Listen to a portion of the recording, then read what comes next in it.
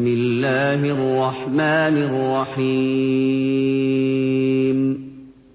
قل يا أهل الكتاب تعالوا إلى كلمة سواء بيننا وبينكم ألا نعبد إلا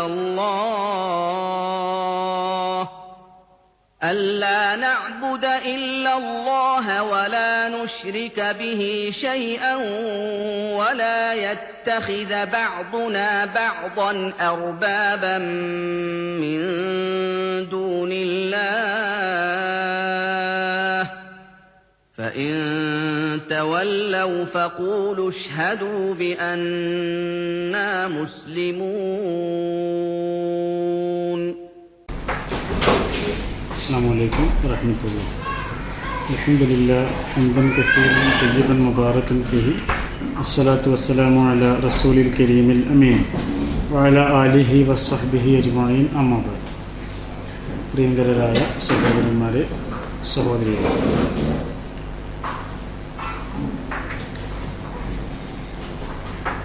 ഖുർആനിൽ 13 സ്ഥലങ്ങളിൽ ആവർത്തിച്ച് പറഞ്ഞിട്ടുള്ള ഒരു കാര്യമുണ്ട്. വിശ്വാസികളായ ആളുകൾക്ക് അള്ളാഹുവിൽ നിന്ന് കിട്ടുന്ന ഏറ്റവും മികച്ച സമ്മാനമായിട്ടാണ് ആ കാര്യത്തെ പറയുന്നത്. അതൊരു സൗഭാഗ്യമാണ്. ഈ 13 സ്ഥലങ്ങളിലും ഒരേ വിധത്തിലാണ് അത് പറഞ്ഞിട്ടുള്ളത്. വലാ ഖൗഫുൻ അലൈഹിം വലാഹും യഹ്സനൂൻ. വലാ ഖൗഫുൻ അലൈഹിം വലാഹും യഹ്സനൂൻ. വിശ്വാസികൾക്ക് 2 കാര്യങ്ങൾ ഇല്ല എന്നാണ്. ഒന്ന്, ഖൗഫ് ഇല്ല. ഖൗഫ് എന്ന് പറഞ്ഞാൽ നമുക്കറിയാം പേടിയാണ്. വലാഹും യഹ്സനൂൻ, അവർക്ക് സങ്കടവുമില്ല. ഇപ്പം സങ്കടവുമില്ല പേടിയുമില്ല എന്നാണ് പറഞ്ഞത്. നമ്മുടെ വിഷയമാണിത്. ഈ സങ്കടവും പേടിയും എന്ന് പറയുമ്പോൾ അത് തമ്മിലൊരു വ്യത്യാസമുണ്ട്. അതെന്താണ് വ്യത്യാസം? നമുക്ക് പേടി ഉണ്ടാകാറുള്ളത് വരാനിരിക്കുന്ന കാര്യങ്ങളെക്കുറിച്ചാണ്. സങ്കടം ഉണ്ടാകാറുള്ളത് കഴിഞ്ഞു പോയ കാര്യങ്ങളെക്കുറിച്ചാണ്. അപ്പോൾ കഴിഞ്ഞു പോയ കാര്യങ്ങളെക്കുറിച്ചുള്ള സങ്കടമോ വരാനിരിക്കുന്ന ജീവിതം എന്താകും എന്ന പേടിയോ ഒരു വിശ്വാസിക്ക് ഉണ്ടാകാൻ പാടില്ല. ഇത് വെറുതെ കിട്ടുന്ന ഒരു നിർഭയത്വമല്ല.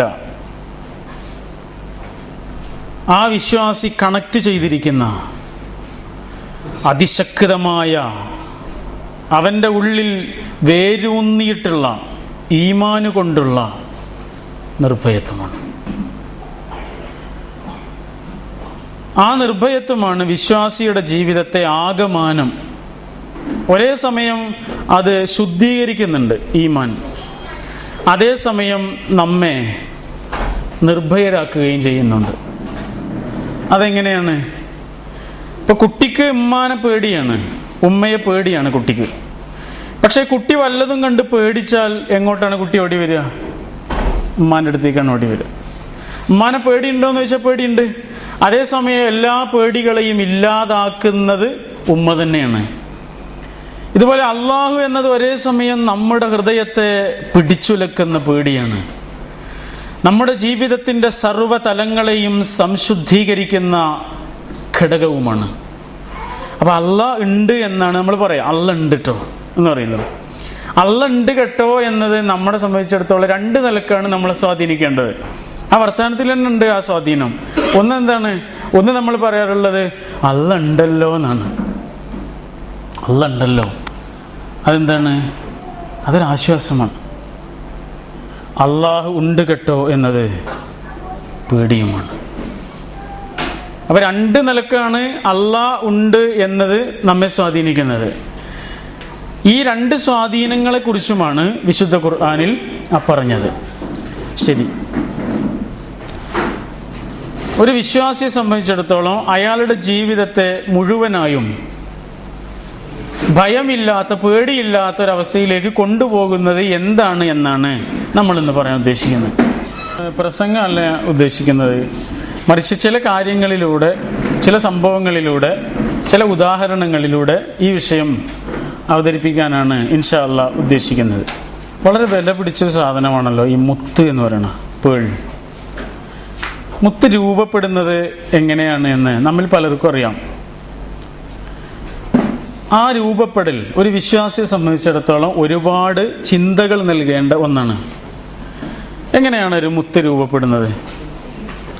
ചിപ്പികൾ എന്ന് പറയുന്ന കടൽ ജീവികൾ, ആ ചിപ്പികൾക്ക് കക്ക പോലെയുള്ള ഒരു ആവരണമുണ്ട് അതിൻ്റെ മുകളിൽ. ഈ ആവരണത്തിൻ്റെ ഉള്ളിലേക്ക് മണലുകൾ കയറും, അല്ലേ? മണൽ കയറിക്കഴിഞ്ഞാൽ ചിപ്പിയുടെ വളരെ ദുർബലമായ ശരീരമാണ്, വളരെ ദുർബലമായ ശരീരം. ആ ദുർബലമായ ശരീരത്തിലേക്ക് ഈ മണൽ തട്ടിക്കഴിഞ്ഞാൽ വല്ലാത്ത പ്രയാസമാണ്.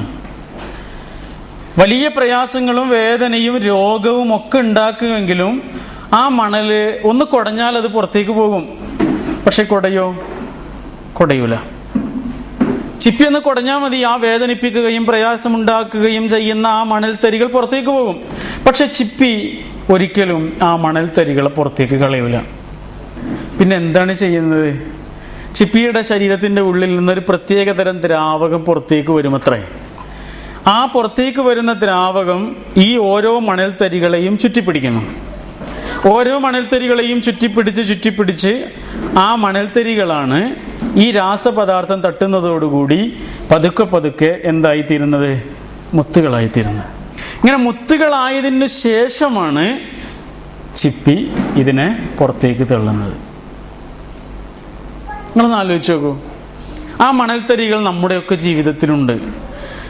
രോഗമാവാം, സങ്കടമാവാം, കടമാവാം, പ്രയാസങ്ങളാവാം, ദുഃഖമാവാം, കഷ്ടനഷ്ടങ്ങളാകാം, കണ്ണുനീരാകാം.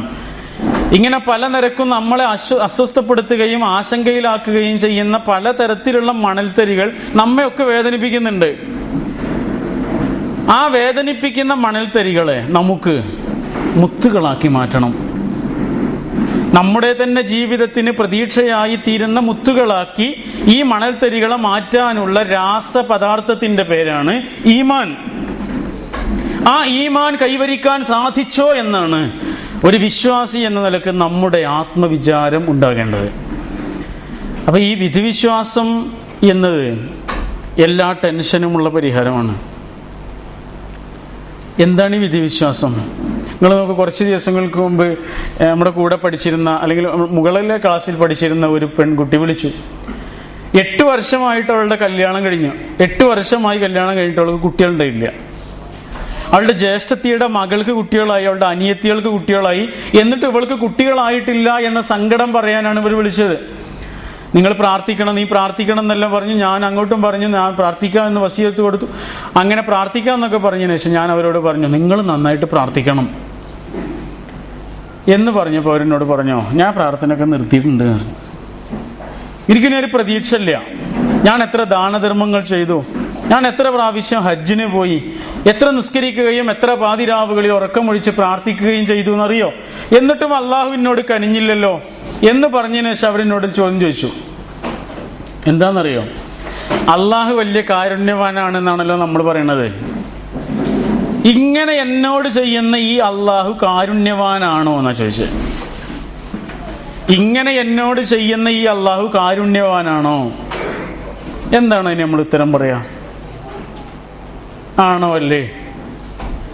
ഇതൊരാളുടെ ചോദ്യമല്ല. ഇസ്ലാമിനെ വിമർശിക്കുന്ന, മതത്തെ വിമർശിക്കുന്ന എല്ലാ ആളുകളും ചോദിച്ചിട്ടുള്ളൊരു ചോദ്യമാണ്. കാരുണ്യവാനായൊരു ദൈവത്തെക്കുറിച്ചാണ് നിങ്ങൾ പറയുന്നതെങ്കിൽ പട്ടിണി കിടക്കുന്ന 10,000 കാണാത്തൊരു ദൈവത്തെക്കുറിച്ചാണോ നിങ്ങൾ കാരുണ്യവാൻ എന്ന് പറയുന്നത്? വികലാംഗനായ, കണ്ണ് കാണാത്ത ചെറിയ പിഞ്ചു പൈതങ്ങളുള്ള ഈ ലോകത്തെ നോക്കിയിട്ടാണോ ഒരു കാരുണ്യവാനായ ദൈവത്തെക്കുറിച്ച് നിങ്ങൾ ചോദിക്കുന്നത് എന്ന് മതനിഷേധികളായ ദൈവനിരാസകാരന്മാരായ ആളുകൾ എക്കാലവും ചോദിച്ചിട്ടുണ്ട്. ശരി, എന്താണ് നമ്മുടെ ഉത്തരം? അള്ളാഹു കാരുണ്യവാൻ അല്ല എന്ന് നമ്മൾക്ക് പറയാം.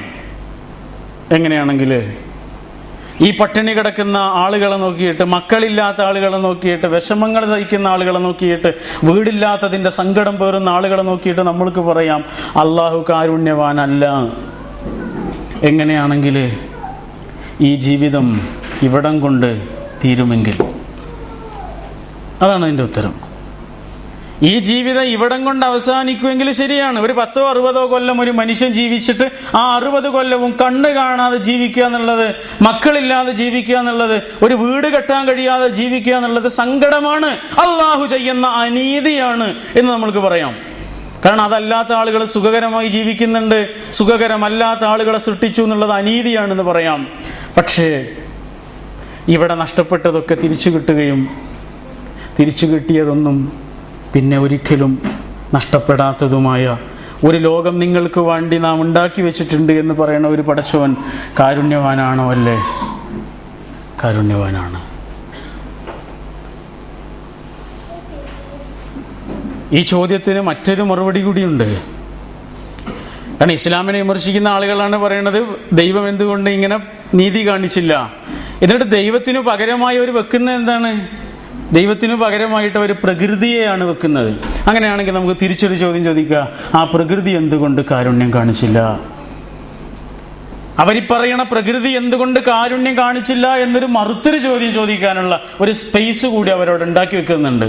നമ്മൾ സൂചിപ്പിച്ചത്, പടച്ചവനെ കുറിച്ചുള്ള വിശ്വാസം എന്ന് പറയുന്നത് നമ്മളെ സംബന്ധിച്ചിടത്തോളം വെറുതെ പറയാനും പ്രസംഗിക്കാനുമുള്ള ഒന്നല്ല. നമ്മുടെ ഉള്ളിൻ്റെ ഉള്ളിൽ നമ്മൾക്ക് അനുഭവിക്കുന്ന ഒരു ടേസ്റ്റാണ്. അതൊരു സുഖമാണ്. അത് നിസ്കരിക്കുമ്പോൾ മാത്രം കിട്ടുന്ന സുഖമല്ല, അത് മക്കയിലേക്ക് പോയാൽ മാത്രം കിട്ടുന്നൊരു സുഖമല്ല, അത് ഖുർആൻ ഓതുമ്പോൾ മാത്രം കിട്ടുന്നൊരു സുഖമല്ല. ഒരു മുസ്ലിമിൻ്റെ ജീവിതത്തിൻ്റെ ഓരോ സ്പന്ദനങ്ങളിലും അവൻ്റെ ഉള്ളിൽ തികട്ടി വരുന്ന ആത്മസംതൃപ്തിയായി അള്ളാഹു എന്ന വിശ്വാസം അവൻ്റെ മനസ്സിനെ സ്വാധീനിക്കണം. നിങ്ങൾ നോക്കൂ, വിധിവിശ്വാസത്തെക്കുറിച്ച് വിശുദ്ധ ഖുർആനിൽ 227 സ്ഥലങ്ങളിൽ പരാമർശിക്കുന്നുണ്ട് വിധിയെക്കുറിച്ച്. എന്നാൽ ഈ 227 സ്ഥലങ്ങളിൽ ഒരു സ്ഥലത്ത് പോലും നിങ്ങൾ ആ വിധിയിൽ വിശ്വസിക്കണമെന്ന് പറഞ്ഞിട്ടില്ല. വിധിയിൽ വിശ്വസിക്കണം. എന്നാൽ ആ വിധിയിൽ നിങ്ങൾ വിശ്വസിക്കുക എന്ന് അല്ലാഹ് പറഞ്ഞിട്ടില്ല. അതെന്തുകൊണ്ടായിരിക്കും? ഇത്ര വളരെ പ്രധാനമായ ഹദീസുകളിൽ കാണുന്ന ഒരു വിശ്വാസമാണ് വിധിവിശ്വാസം. എന്നാൽ വിശുദ്ധ ഖുർആനിൽ ഒരു സ്ഥലത്ത് പോലും അങ്ങനെ വിശ്വസിക്കണമെന്ന് പറയണില്ല. കാരണം അത് അള്ളാഹുവിലുള്ള വിശ്വാസമാണ്. അള്ളാഹുവിലുള്ള വിശ്വാസമാണ്, ആ അള്ളാഹുവിൻ്റെ തീരുമാനങ്ങളിലുള്ള വിശ്വാസം. അതിൻ്റെ പേരാണ് വിധിവിശ്വാസം എന്ന് പറയുന്നത്. അപ്പോൾ എൻ്റെ ജീവിതത്തിൽ എന്ത് സംഭവിച്ചാലും എനിക്ക് പിടിച്ചു നിൽക്കാൻ കഴിയണം. നിങ്ങളുടെ ഓരോരുത്തരുടെയും ജീവിതത്തിൽ എന്ത് സംഭവിച്ചാലും പിടിച്ചു നിൽക്കാൻ കഴിയുക, സുഖകരമായി സന്തോഷകരമായി നമുക്ക് ഉറങ്ങാൻ കഴിയുക എന്നുള്ളതാണ് വിധിവിശ്വാസത്തിൻ്റെ ഏറ്റവും വലിയ സമ്മാനം എന്ന് പറയുന്നത്. ആ തരത്തിലൊരു ടേസ്റ്റ് നമ്മുടെ ഈമാൻ കൊണ്ട് നമ്മൾക്ക് അനുഭവിക്കാൻ കഴിയുന്നുണ്ടെങ്കിൽ സഹോദരന്മാരെ, ഈ കാലത്ത് നമ്മൾക്ക് നമ്മുടെ ഈമാൻ കൊണ്ട് കിട്ടുന്ന ഏറ്റവും വലിയ സമ്മാനമാണത്. എത്ര വലിയ പ്രതിസന്ധികളോടും ഒരു പുഞ്ചിരി കൊണ്ട് പകരം വീട്ടാൻ കഴിയുന്ന വിശ്വാസത്തിന്റെ ഒരു കരുത്തുണ്ട്, ഒരു കർമ്മശക്തിയുണ്ട്. ആ കർമ്മശക്തിയാണ് ഈമാൻ നൽകുന്ന ഏറ്റവും വലിയ സൗഭാഗ്യം എന്നാണ് ഈ പറഞ്ഞതിൻ്റെ സാരം. ഞാൻ ഈ അടുത്തുണ്ടായ ഒരു അനുഭവത്തിൽ നിന്ന് ആരംഭിക്കാം. കുവൈത്തിൽ നമ്മുടെ വളരെ പ്രധാനപ്പെട്ട ഒരു സുഹൃത്തുണ്ട്, ഒരു പ്രവർത്തകൻ. അദ്ദേഹം ഈ ആദർശം മനസ്സിലാക്കിയ ആളൊന്നായിരുന്നില്ല. നാട്ടിൽ നിന്ന് കുവൈത്തിലെത്തിയതിനു ശേഷമാണ് അതൊക്കെ മനസ്സിലാക്കാനുള്ള സൗഭാഗ്യമുണ്ടായത്. അങ്ങനെ ഖുർആൻ പഠിക്കുന്നുണ്ട്, ക്ലാസ്സുകളിലെല്ലാം പങ്കെടുക്കുന്നുണ്ട്. ശക്തമായ വിശ്വാസം അദ്ദേഹത്തിനും അദ്ദേഹത്തിൻ്റെ കുടുംബത്തിനും കൈവരിക്കാൻ സാധിച്ചിട്ടുണ്ട്. ആ കുടുംബത്തിൽ വലിയൊരു പ്രതിസന്ധി ഉണ്ടായി. എന്താണ് പ്രതിസന്ധി? മരുമകൾക്ക് ഗർഭിണിയായിരിക്കുന്നു. അവൾ പ്രസവത്തിൻ്റെ സമയമായപ്പോൾ അവസാനത്തെ ഒരു സ്കാൻ ചെയ്ത സമയത്ത് വളരെ അപകടകരമായ അവസ്ഥയിലാണ് കുട്ടി കിടക്കുന്നത്. കുട്ടി ഒന്ന് തിരിഞ്ഞു വരണമല്ലോ, അങ്ങനെ തിരിഞ്ഞു വന്നിട്ടില്ല. സിസേറിയൻ ഓപ്പറേഷൻ നിർബന്ധമായി വരികയാണ്. അത് വലിയ പ്രതിസന്ധികളും പ്രയാസങ്ങളും ഉണ്ടാക്കുന്ന അവർ ശരിക്കും പഠിച്ചിട്ടുണ്ട്. മെഡിക്കൽ ഫീൽഡിലുള്ള ആളുകളാണ് മിക്ക ആളുകളും ആ കുടുംബത്തിൽ. അങ്ങനെ ഒരു വലിയ സങ്കടമാണ്. ആ സങ്കടത്തിനിടയിൽ അതിനുവേണ്ടിയുള്ളൊരു സൂചി ഉണ്ടല്ലോ, ഒരു ഇഞ്ചക്ഷൻ. ആ ഇഞ്ചക്ഷൻ വരെ അടിച്ചു കഴിഞ്ഞിട്ടുണ്ട്, തീർച്ചയാക്കിയിട്ടുണ്ട്. തീർച്ചയായിട്ടും അത് നടക്കും, സിസേറിയൻ അല്ലാതെ മാർഗമില്ല എന്ന് ഉറപ്പിച്ചിട്ടുണ്ട്. ആ സമയത്താണ് ആ കുടുംബത്തിലെ ഉമ്മ ഒരു വാക്ക് പറയേണ്ടത്. അവർ പറഞ്ഞു, ആകാശഭൂമികളെ സൃഷ്ടിച്ച ഒരു പടച്ചോനിൽ എനിക്ക് വിശ്വാസമുണ്ട്. ആ പടച്ചോനെ എൻ്റെ കുട്ടിയെ ഒന്ന് തിരിക്കാൻ വലിയ പ്രയാസമൊന്നുമില്ല. ആ കുട്ടിയൊന്ന് തിരിയാന്നുള്ളതാണല്ലോ ആവശ്യം. ആകാശഭൂമികളെ തിരിച്ചുകൊണ്ടിരിക്കുന്നവനായ ഒരു പടച്ചവനിൽ എനിക്ക് വിശ്വാസമുണ്ട്.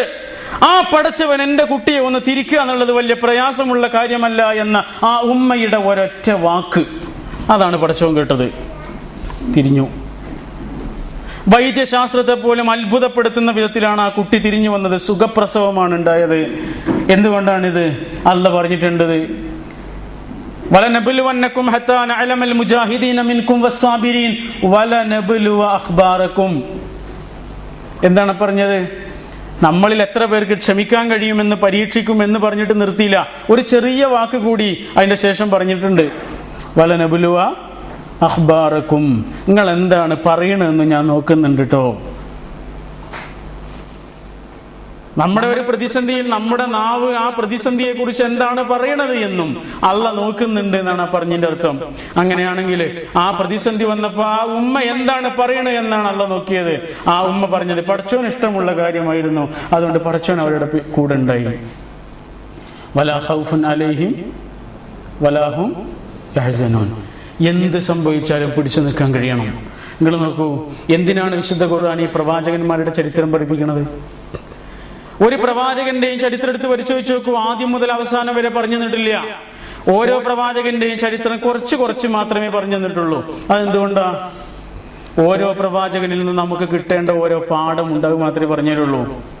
അല്ലാതെ ആ പ്രവാചകന്റെ എല്ലാ ചരിത്രവും പറഞ്ഞു തരേണ്ട ആവശ്യമില്ല. ഓരോ പ്രവാചകനിൽ നിന്നും ഓരോ പാഠമുണ്ട്, അത് പറഞ്ഞു തരും. അങ്ങനെയാണെങ്കിൽ അയ്യൂബ് നബി അലൈഹിസ്സലാമിൽ നിന്ന് നമ്മൾക്കൊരു പാഠമുണ്ട്. ആ പാഠം എന്താണെന്നറിയോ നിങ്ങള്? വിധിയിലുള്ള വിശ്വാസം. ടെൻഷൻ ഇല്ലാത്ത ജീവിതമാണ്. അദ്ദേഹത്തെ കുറിച്ച് ഖുർആൻ സാമാന്യമായി പറഞ്ഞിട്ടുണ്ട്, ബൈബിൾ കുറച്ചുകൂടി വിശദമായി പറയുന്നുണ്ട്. ബൈബിൾ പറയണത് അദ്ദേഹത്തിന് 7000 ആടുമാടുകൾ ഉണ്ടായിരുന്നു, 3000 ദാസീദാസന്മാരുണ്ടായിരുന്നു, 700 പെൺകഴുതകൾ ഉണ്ടായിരുന്നു, 7 ആൺമക്കളും 3 പെൺമക്കളും ഉണ്ടായിരുന്നു. ആ നാട്ടിൽ ഏറ്റവും വലിയ സമ്പന്നനായ മനുഷ്യനായിരുന്നു ഇയ്യോബ് എന്നറിയപ്പെടുന്ന അയ്യൂബ് നബി അലൈഹിസ്സലാം. ഒക്കെ നഷ്ടപ്പെട്ടു. ഒരേ കൊടുങ്കാറ്റ് വന്ന് വീടും വീട്ടിലുള്ള മക്കളും എല്ലാം നഷ്ടപ്പെട്ടു പോയി. ആടുമാടുകളെല്ലാം അപഹരിക്കപ്പെട്ടു പോയി. എങ്ങനെ എല്ലാ നിലക്കും എല്ലാ നഷ്ടങ്ങളും സഹിക്കേണ്ടി വന്ന അയ്യൂബ് അലൈഹിസ്സലാം ആകാശത്തേക്ക് കൈകൾ നീട്ടിക്കൊണ്ട് പ്രാർത്ഥിക്കുന്ന ഒരു പ്രാർത്ഥന ഖുർആനിലുണ്ട്, ബൈബിളിലുണ്ട്. ബൈബിൾ പറയുന്നത് തലമുണ്ടനം ചെയ്ത് മുട്ടുകുത്തിയിരുന്ന് ഇയ്യോബ് ദൈവത്തോട് പ്രാർത്ഥിച്ചു, ദൈവമേ, നഗ്നനായിട്ടാണ് ഞാൻ എൻ്റെ അമ്മയുടെ ഗർഭപാത്രത്തിൽ നിന്ന് പുറത്തേക്ക് വന്നത്. നഗ്നനായിട്ട് തന്നെയാണ് ഈ ലോകത്തിൽ നിന്ന് ഞാൻ വിട പറയുകയും ചെയ്യുന്നത്. ദൈവമേ, നീ തന്നു, നീ എടുത്തു, നിന്റെ നാമം മഹത്വപ്പെടട്ടെ. വഅന്നീ മസ്സനിയൽ ദുർറു വഅൻത അർഹമുർ റഹീമീൻ. വഅന്നീ മസ്സനിയൽ ദുർറു. എനിക്ക് പ്രയാസങ്ങളൊക്കെ ഉണ്ടായിട്ടുണ്ട്, ഒന്നും ഉണ്ടായിട്ടില്ല എന്നൊന്നും ഞാൻ പറയണില്ല. എത്ര വലിയ പ്രയാസങ്ങളും പ്രതിസന്ധികളും ഒരു മനുഷ്യന്റെ ജീവിതത്തിലേക്ക് ഇടിത്തിയായി വന്ന് പെയ്യാമോ, അങ്ങനെ പെയ്തിറങ്ങിയ ജീവിതമാണ് എൻ്റെ ജീവിതം. പക്ഷേ എനിക്കൊരു കാര്യമാണ് കൂട്ടത്തിൽ പറയാനുള്ളത്, വഅൻത അർഹമുർ റഹീമീൻ. പടച്ചോനെ, പ്രതിസന്ധികളും പ്രയാസങ്ങളൊക്കെ ഉള്ള ജീവിതം തന്നെയാണെങ്കിലും വഅൻത, നീ അർഹമുർ റഹീമീൻ, കാരുണ്യവാനാണ് നല്ല പറയണത്. കാരുണ്യവാന്മാരിൽ വെച്ച് ഏറ്റവും വലിയ കാരുണ്യവാനാണ് പടച്ചവനെ നീ എന്ന വിശ്വാസത്തിന് ഒരു കുഴപ്പമില്ലട്ടോ. അതാണ് പറഞ്ഞത്. നീ കാരുണ്യവാനാണല്ലോ എന്ന എന്റെ വിശ്വാസത്തിന് യാതൊരു കുഴപ്പവും സംഭവിച്ചിട്ടില്ല. ഇതെന്താണ്? ഇത് വിധിവിശ്വാസമാണ്. യാക്കൂബ് അലൈഹിസ്സലാം മക്കളെ യൂസുഫ് നബി അലൈഹിസ്സലാമിന്റെ അടുത്തേക്ക് പറഞ്ഞയക്കുന്ന ആ ഭാഗം ഒന്ന് പരിശോധിച്ചു നോക്കൂ. വിശുദ്ധ ഖുർആൻ സൂറത്ത് യൂസുഫിൽ മക്കളോട് യാക്കൂബ് അലൈഹിസ്സലാം പറയുന്ന ഒരു വാക്കുണ്ട്, വല്ലാത്തൊരു വാക്കാണത്. വമാ ഉഗ്നി അൻകും മിനല്ലാഹി മിൻ ശൈഅ, വമാ ഉഗ്നി അൻകും മിനല്ലാഹി മിൻ ശൈഅ. മക്കളെ, നിങ്ങൾക്ക് വല്ലതൊക്കെ സംഭവിച്ചാൽ എന്നെ കൊണ്ട് തടുക്കാൻ കഴിയില്ല കേട്ടോ. വാപ്പ വലിയൊരു നബിയാണല്ലോ, പ്രവാചകനാണല്ലോ എന്ന് വിചാരിച്ചിട്ട് ഒന്നും നിങ്ങൾക്ക് സംഭവിക്കൂല എന്ന് നിങ്ങൾ വിചാരിക്കരുത്. മറിച്ച് എന്ത് നിങ്ങൾക്ക് സംഭവിച്ചാലും അത് അള്ളാഹുവിന്റെ തീരുമാനമാണ്. ഈ വാപ്പാനെ കൊണ്ട് അതിൽ യാതൊരു നിലക്കും ഇടപെടാൻ കഴിയില്ല കേട്ടോ മക്കളെ എന്നാണ് യാക്കൂബ് നബി അലൈഹി സ്വലാം പറയുന്നത്. എന്തിനാണ് പറയുന്നത്? സംഭവങ്ങളെ യാഥാർത്ഥ്യ ബോധത്തോടു കൂടി കാണുകയാണ്. അപ്പൊ നമ്മൾ ടെൻഷൻ വേണ്ടെന്നും ഈമാൻ കൊണ്ട് ഇത്രയും വലിയ സൗഭാഗ്യം കിട്ടുന്നൊക്കെ പറഞ്ഞ എന്താണ്? നമ്മളെ പ്രയാസങ്ങളൊക്കെ ഇല്ലാതാക്കാന്നാണോ? അല്ല. പ്രയാസങ്ങളെ ഇല്ലാതാക്കാനുള്ള പരിഹാരമല്ല നമ്മൾ പറയണത്. പിന്നെന്താണ്? പ്രയാസങ്ങളെ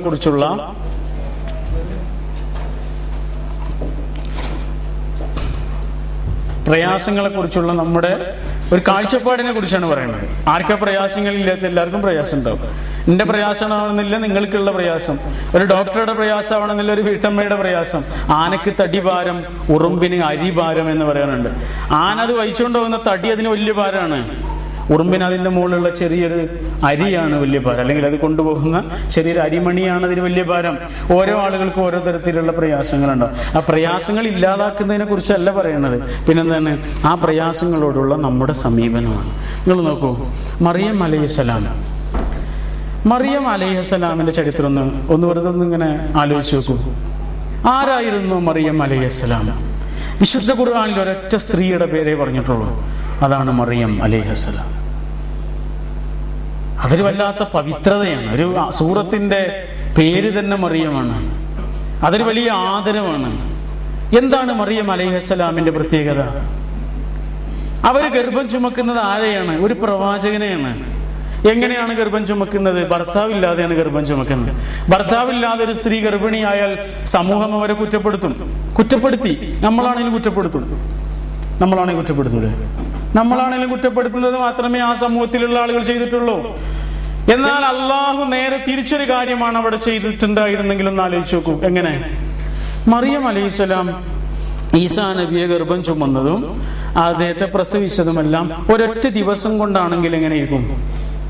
ഒരു പകലിൽ ഗർഭം ചുമന്നു, രാത്രി കുട്ടിയെ പ്രസവിച്ചു, കുട്ടിക്ക് യാതൊരു കുഴപ്പമില്ല.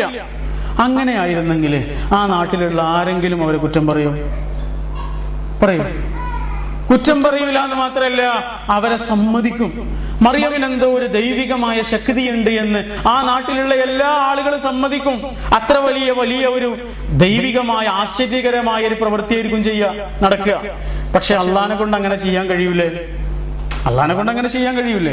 ചെയ്യാൻ കഴിയും. പക്ഷെ അള്ളാഹ് അങ്ങനെ ചെയ്തോ? അള്ളാഹ് അങ്ങനെ ചെയ്തിട്ടില്ല എന്ന് മാത്രമല്ല, ഏതൊരു സാധാരണ സ്ത്രീയും ഒരു കുട്ടിയെ ഗർഭം ചുമക്കുന്നത് പോലെയാണ് മറിയം ഈസാ നബി അലൈഹി സ്വലാമിനെ ഗർഭം ചുമന്നത്. ഏതൊരു സാധാരണ സ്ത്രീയും എത്ര വിഷമം സഹിക്കുമോ അത്രയും വിഷമം സഹിച്ചിട്ടുണ്ട്. ഒരു പക്ഷെ അതിലേറെ വിഷമം സഹിച്ചിട്ടുണ്ട്. മാനസികമായ പ്രശ്നങ്ങളുണ്ട്. അങ്ങനെ ഒരുപാട് പ്രയാസങ്ങൾക്കുമേൽ പ്രയാസങ്ങൾ സഹിച്ചുകൊണ്ടാണ് മറിയം അലൈഹിസ്സലാം ഈസാ നബിക്ക് ജന്മം കൊടുക്കുന്നത്. എന്താണ് ഇതിൽ നിന്ന് നമുക്ക് കിട്ടുന്ന പാഠം? നമ്മുടെ ജീവിതത്തിൽ ഒരു കാര്യം സംഭവിക്കുമ്പോൾ അതിങ്ങനെ പൊട്ടും പൊടിയൊന്നല്ല കിട്ടുക, അത് എമ്പാടും കിട്ടും. അതതിന്റെ ഫുള്ളായിട്ട് തന്നെ കിട്ടുക. അത് വേറെ ആർക്കോ വേണ്ടി കൊടുക്കാൻ വിചാരിച്ചിട്ട് നമ്മുടെ ജീവിതത്തിൽ അറിയാതെ വന്നു പെട്ടതൊന്നുമല്ല. അത് നമ്മൾക്ക് വേണ്ടി അള്ളാഹ് നിശ്ചയിച്ചതാണ്. ഇതാണ് വിധിവിശ്വാസം. ഇപ്പൊ നമ്മുടെ ജീവിതത്തിൽ ഉണ്ടായ രോഗമാവട്ടെ, കഷ്ടപ്പാടാകട്ടെ, മറ്റു വല്ലതുമാകട്ടെ, അറിയാതെ എന്റെ ജീവിതത്തിൽ സംഭവിച്ചൊരു കാര്യമല്ലത്. എനിക്ക് വേണ്ടി അള്ളാഹ് നിശ്ചയിച്ചതാണത്. ഇതാണ് അള്ളാഹു പറയുന്നത്. അപ്പോ മക്കളില്ലാത്തതിന്റെ പേരിൽ വിഷമിച്ച ആ സ്ത്രീയുടെ ഒരു വാക്ക് നമ്മൾ ശ്രദ്ധിക്കണം. അതെന്താണ്? ഞാൻ എത്ര പ്രാർത്ഥിച്ചിട്ടും പടച്ചോൻ എനിക്ക് ചിലതൊന്നും തന്നില്ലല്ലോ എന്നാണ് പറയുന്നത്. ഞാൻ ഇത്രയധികം ആവശ്യപ്പെട്ടിട്ടും ഇങ്ങനെയൊക്കെ പ്രാർത്ഥിച്ചിട്ടും ഇത്രമാത്രം ഇബാദത്തുകൾ ചെയ്തിട്ടും നോമ്പുകൾ നോറ്റിട്ടും സുന്നത്ത് നോമ്പുകൾ ആവർത്തിച്ചിട്ടും ഹജ്ജുകൾ ചെയ്തിട്ടും അള്ളാഹ് എന്തുകൊണ്ടാണ് എന്റെ പ്രാർത്ഥന സ്വീകരിക്കാത്തത് എന്നാണ് അവരുടെ ചോദ്യം. നമ്മുടെയൊക്കെ മനസ്സിൽ എപ്പോഴെങ്കിലും വന്നിട്ടുള്ള ഒരു ചെറിയ ചോദ്യമാണിത്. എന്റെ മനസ്സിൽ വന്നാണ്, നിങ്ങളെ മനസ്സിലും വന്നിട്ടുണ്ടാവാം. നമ്മൾ എത്രയൊക്കെ അള്ളാഹിനോടൊരു കാര്യം ചോദിച്ചിട്ട് എന്തുകൊണ്ട് തന്നില്ല എന്ന് നമ്മുടെ മനസ്സിലൊക്കെ ഒരു പക്ഷെ ഒരു ആശങ്ക ഉണ്ടാവാം. നിങ്ങൾ നോക്കൂ, നമ്മുടെ കയ്യില് നല്ല മൂർച്ചയുള്ള ഒരു കത്തിയുണ്ട്. നല്ല മൂർച്ചയുള്ള കത്തിയാണ്. ആ കത്തി വേണം എന്ന് പറഞ്ഞിട്ട് നമ്മുടെ ഒരു ചെറിയ കുട്ടി അങ്ങനെ കരയുന്നുണ്ട്. ഉപ്പ കത്തിതാ എന്ന് പറഞ്ഞ് കരയുന്നുണ്ട്. നമ്മൾ ആ കുട്ടിക്ക് കൊടുക്കുവോ? കൊടുക്കാത്തത് എന്തുകൊണ്ടാ? കുട്ടിക്കറിയാത്ത ചില കാര്യങ്ങള് അമ്മക്ക് അറിയുന്നുണ്ടാണ്. അതല്ലേ? അത് കിട്ടിയാൽ അപകടമാണെന്ന് കുട്ടിക്ക് അത് വിവേചിച്ചറിയാനുള്ള ബുദ്ധി ഇല്ല. പക്ഷെ അത് കൊടുക്കാതിരിക്കാനുള്ള ബുദ്ധി നമുക്കുണ്ട്.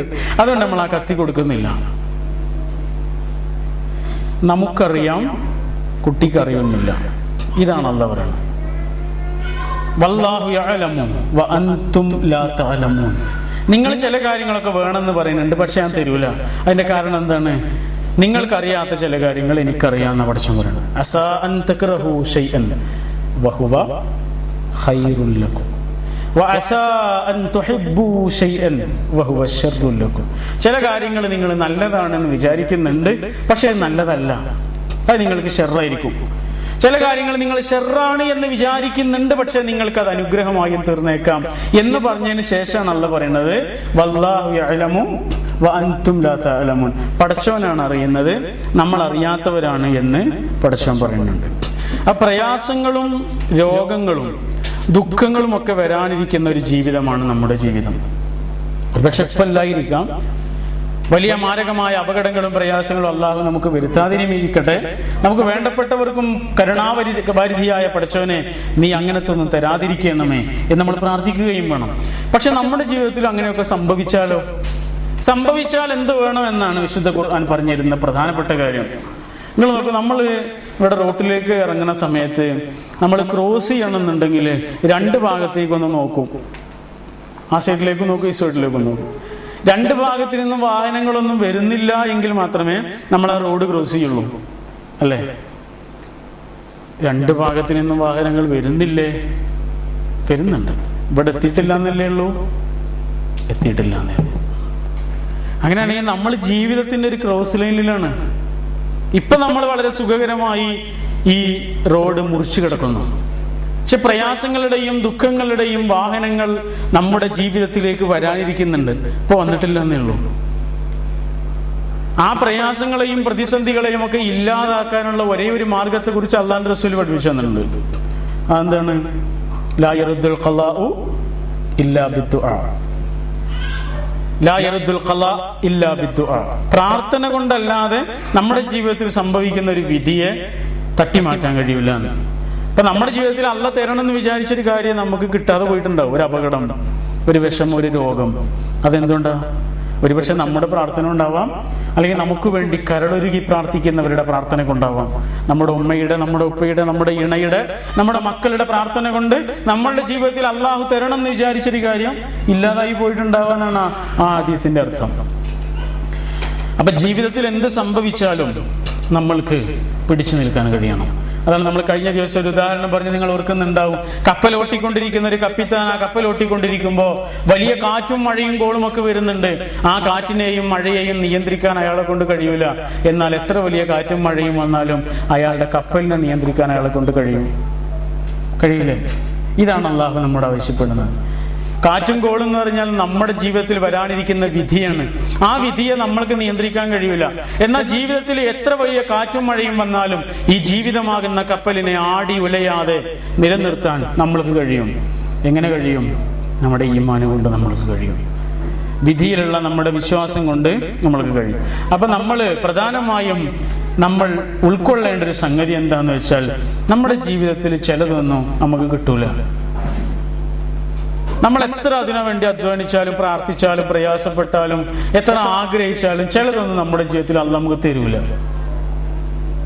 അപ്പൊ ചിലതൊന്നും എനിക്ക് കിട്ടൂല എന്ന് നമ്മൾ വിശ്വസിക്കണം. അതേസമയം ചിലതൊന്നും എനിക്ക് കിട്ടാതിരിക്കൂല എന്ന് വിശ്വസിക്കണം. ഞാൻ എത്ര ആവശ്യപ്പെട്ടിട്ടില്ലെങ്കിലും എത്ര ആഗ്രഹിച്ചിട്ടില്ലെങ്കിലും ചില കാര്യങ്ങളൊക്കെ എൻ്റെ ജീവിതത്തിൽ തീർച്ചയായിട്ടും കിട്ടും. ഈ രണ്ട് വിശ്വാസമാണ് വിധിയിലുള്ള വിശ്വാസത്തിന്റെ ഒന്നാമത്തെ ഭാഗം. നിങ്ങൾ നോക്കൂ, പ്രതീക്ഷയാണ് ശരിക്കും പടച്ചവനെ കുറിച്ച്. മങ്ങാത്ത ഒരു പ്രതീക്ഷയാണ്, അത് തീരാത്തൊരു പ്രതീക്ഷയാണ്. ഓ ഹെൻറി എന്ന് പറഞ്ഞുള്ള ഒരു ഇംഗ്ലീഷ് നോവലിസ്റ്റിനെ കുറിച്ച് നമ്മൾ കേട്ടിട്ടുണ്ട്. ഓ ഹെൻറിയുടെ ദി ലാസ്റ്റ് ലീഫ് എന്ന് പറഞ്ഞിട്ടുള്ള ഒരു ചെറിയ കഥയുണ്ട്. മനോഹരമായൊരു കൊച്ചു കഥ. അതിൽ പറയുന്നത്, ന്യൂമോണിയ ബാധിച്ച് കിടക്കുന്ന ഒരു പെൺകുട്ടി. അവൾ കിടക്കുന്ന സമയത്ത് ജനലിന്റെ പുറത്തേക്ക് നോക്കിയാൽ മനോഹരമായൊരു മരമുണ്ട്, വലിയൊരു മരം. ഇവൾക്ക് ന്യൂമോണിയ വല്ലാതെ അധികമായിട്ടുണ്ട്, അവളിനി അധികകാലം ദിവസങ്ങൾ ജീവിക്കൂല എന്ന് പോലും ഡോക്ടർമാർ പറഞ്ഞിട്ടുണ്ട്. ഇവളോട് തന്നെ പറഞ്ഞിട്ടുണ്ട്, ഇനി ദിവസങ്ങൾ മാത്രമേ ജീവിക്കാൻ കഴിയുള്ളൂ. ആ മരണത്തെ കാത്തിരിക്കുന്ന ഒരു പെൺകുട്ടിയാണ്. അങ്ങനെ അവൾ പുറത്തേക്ക് നോക്കുമ്പോൾ ആ മരത്തിൽ നിന്ന് ശിശിരകാലമായതുകൊണ്ട് ഇലകളെല്ലാം കൊഴിഞ്ഞു വീണിട്ടുണ്ട്. ഇനി ഒരു 5-6 ഇലകൾ മാത്രമേ ബാക്കിയുള്ളൂ. അപ്പൊ ആ കുട്ടി വെറുതെ ഇങ്ങനെ ആലോചിക്കുകയാണ്, ഇനി ആ 6ാമത്തെ ഇല കൂടി കൊഴിയുന്നതോടുകൂടി എന്റെ ജീവിതവും അവസാനിക്കും. 6 ദിവസത്തെ ആയുസ് കൂടി എനിക്കുള്ളൂ, അതോടുകൂടി എന്റെ ജീവിതം തീരുന്നവള് വിചാരിക്കുകയാണ്. അങ്ങനെ രണ്ടാമത്തെ ഇല കൊഴിഞ്ഞു, നാലാമത്തെ ഇല കൊഴിഞ്ഞു, അഞ്ചാമത്തെ ഇലയും കൊഴിഞ്ഞു. ഇന്ന് രാത്രി ഉറങ്ങാൻ കിടക്കുന്ന ഞാൻ നാളെ രാവിലെ എഴുന്നേൽക്കുകയില്ല എന്ന കുട്ടി വെറുതെ വിചാരിക്കുകയും തീരുമാനിക്കുകയാണ്. അങ്ങനെ അവളുടെ അനിയത്തി കുട്ടിയെ വിളിച്ചിട്ട് എല്ലാ കാര്യങ്ങളും പറയണു, അച്ഛനോട് അമ്മയോട് എല്ലാ വിഷയങ്ങളും പറയണു. അവൾക്ക് പറയാനുള്ള ആഗ്രഹങ്ങളും പ്രതീക്ഷകളും എല്ലാം അവരോട് കൈമാറി. അവൾക്ക് എഴുതി വെക്കേണ്ടതെല്ലാം എഴുതി വെച്ച് അങ്ങനെ അവൾ സ്വസ്ഥമായി രാത്രി കിടന്നുറങ്ങുകയാണ്. അവൾ വിചാരിക്കുന്നു, നാളെ ഒരു കാരണവശാലും ഞാൻ എഴുന്നേൽക്കുകയില്ല. അങ്ങനെ കിടന്നുറങ്ങിയ ആ പെൺകുട്ടി രാവിലെ എഴുന്നേറ്റു. രാവിലെ എഴുന്നേറ്റെന്ന് മാത്രമല്ല, പുറത്തേക്ക് നോക്കിയപ്പോ അവൾ കൊഴിയെന്ന് വിചാരിച്ച ഇലക്ക് ഒരു വാട്ടം പോലും ഇല്ല, ഒരു കുഴപ്പമില്ല. ആ ഇല നല്ല പച്ച ഇലയായി തന്നെ അവിടെ അവശേഷിച്ചിട്ടുണ്ട്. മറ്റെല്ലാ ഇലകളും കൊഴിഞ്ഞിട്ടു, ഈ ഇല മാത്രം കൊഴിഞ്ഞിട്ടില്ല. അത് എല്ലാ സൗന്ദര്യത്തോടു കൂടിയും അവിടെ അവശേഷിക്കുന്നുണ്ട്. അപ്പോൾ അവൾ വിചാരിച്ചു, ഇന്ന് രാത്രിയോടുകൂടി ഏതായിരുന്നാലും ആ ഇല കൊഴിയും, ഇന്ന് രാത്രിയോടുകൂടി ഉറങ്ങുന്നതോടുകൂടി ഞാൻ എൻ്റെ ജീവിതം അവസാനിക്കുമെന്ന് വിചാരിച്ചു. അങ്ങനെ അവൾ അന്ന് രാത്രിയും ഉറങ്ങി. പിറ്റേ ദിവസം അവൾ എഴുന്നേറ്റു, ഇലക്കൊരു കുഴപ്പമില്ല. മൂന്നാമത്തെ ദിവസവും 30ാമത്തെ ദിവസവും 300ാമത്തെ ദിവസവും അവൾ അങ്ങനെ ജീവിച്ചു. ഇലകളിൽ വസന്തം വന്നു, മരത്തിൽ വസന്തം വന്നു, മനോഹരമായ ഇലകൾ ധാരാളമായി കിളിർത്തു. അങ്ങനെ ഇലയും ധാരാളമായി ജീവിക്കുന്നു, ഇവളും ധാരാളമായി ജീവിക്കുന്നു. ഓ ഹെൻറി ഈ കഥ അവസാനിപ്പിക്കുന്നത് ഇങ്ങനെയാണ്. എങ്ങനെ? സത്യത്തിൽ അവിടെ സംഭവിച്ചത് വേറെ ഒരു കാര്യമാണ്. ഈ കുട്ടിയുടെ അനിയത്തി കുട്ടി അവളുടെ വീടിന്റെ സമീപത്ത് ഒരു ചിത്രകാരൻ താമസിക്കുന്നുണ്ട്. ആ ചിത്രകാരനോട് ചെന്നിട്ട് ഈ കാര്യങ്ങളെല്ലാം പറഞ്ഞതാണ്. അങ്ങനെ ആ ചിത്രകാരന് യഥാർത്ഥ ഇല എന്ന് തോന്നിക്കുന്ന ഒരു ഇല അവിടെ വരച്ചിട്ടതാണ്. വരച്ചിട്ടു എന്ന് മാത്രമല്ല, അത് വരക്കാൻ കയറിയ രാത്രി മഞ്ഞുകൊണ്ട് ന്യൂമോണിയ ബാധിച്ച് ആ ചിത്രകാരൻ മരിച്ചു പോവുകയും ചെയ്തു എന്നാണ്. ആ കുട്ടിയെ ജീവിപ്പിച്ചത് എന്താണ്? അതൊരു പ്രതീക്ഷയാണ്. ഈ ഗുണപാഠം പഠിപ്പിക്കാനാണ് ഓ ഹെൻറി ഈ കഥ പറയുന്നത്. ലവ്, മെഡിസിൻ ആൻഡ് മിറാക്കിൾ എന്ന് പറഞ്ഞിട്ടൊരു പുസ്തകമുണ്ട്. ആ പുസ്തകത്തിൽ ഒരു ക്യാൻസർ ചികിത്സകൻ, ഓങ്കോളജിസ്റ്റ്, അദ്ദേഹത്തിന്റെ അനുഭവങ്ങൾ പറയുന്ന ഒരു പുസ്തകമാണ്. അതിൽ അദ്ദേഹം പറയുന്നുണ്ട്, പലതരത്തിലുള്ള ക്യാൻസർ രോഗികളുണ്ട്. ഒരു തരത്തിൽ ഒരു വിഭാഗം ക്യാൻസർ രോഗികൾ പെട്ടെന്ന് മരിച്ചു പോകും. വലിയ ഗൗരവമുള്ള രോഗമൊന്നും അല്ല അവരുടേത്, പക്ഷെ അവർ പെട്ടെന്ന് മരിച്ചു പോകും. എന്നാൽ മറ്റൊരു തരത്തിലുള്ള രോഗികളുണ്ട്, അവര് വളരെ അപകടകരമായ അവസ്ഥയിൽ രോഗം എത്തിയാൽ അവർ മരിച്ചു പോകൂല. ഈ ക്യാപ്പ് രോഗികൾ എന്നാണ് അവരെ കുറിച്ച് അദ്ദേഹം പറയുന്നത്. Exceptional cancer patients. ഇവരെ കുറിച്ച് അദ്ദേഹം പറയുന്നത് അവർ വിശ്വാസികളാണ്, അവർക്കൊരു പ്രതീക്ഷയുണ്ട് എന്നാണ്. മറ്റാളുകൾക്ക് പ്രതീക്ഷയില്ല, അവർ പെട്ടെന്ന് തകർന്നു പോകും. മാനസികമായി തകർന്നു കഴിഞ്ഞാൽ അയാൾക്ക് അധികകാലം ജീവിക്കാൻ കഴിയൂല. ഇന്നത്തെ രോഗങ്ങളിൽ മിക്ക രോഗങ്ങളും മനസ്സുമായി ബന്ധപ്പെട്ടതാണെന്നാണ് വൈദ്യശാസ്ത്രം പറയുന്നത്. സൈക്കോസൊമാറ്റിക് ആണ്, ശാരീരികവും മാനസികവുമാണ്. പ്രധാനമായും മനോരോഗങ്ങളാണ് കൂടുതൽ. അതുകൊണ്ടാണ് എത്ര ഗുളിക കഴിച്ചിട്ടും ഒരാൾക്ക് രോഗം മാറാത്തത്. വലിയ ടെൻഷനുള്ള ഒരാൾക്ക് ഉറക്കം കിട്ടൂല, അയാൾ ഉറക്കമില്ലാതെ അയാൾക്ക് ഗ്യാസ് വരുന്നു. അയാൾ ഗ്യാസിനുള്ള ഗുളിക കുടിച്ചുകൊണ്ട് അയാളുടെ ഗ്യാസ് മാറുന്നില്ല.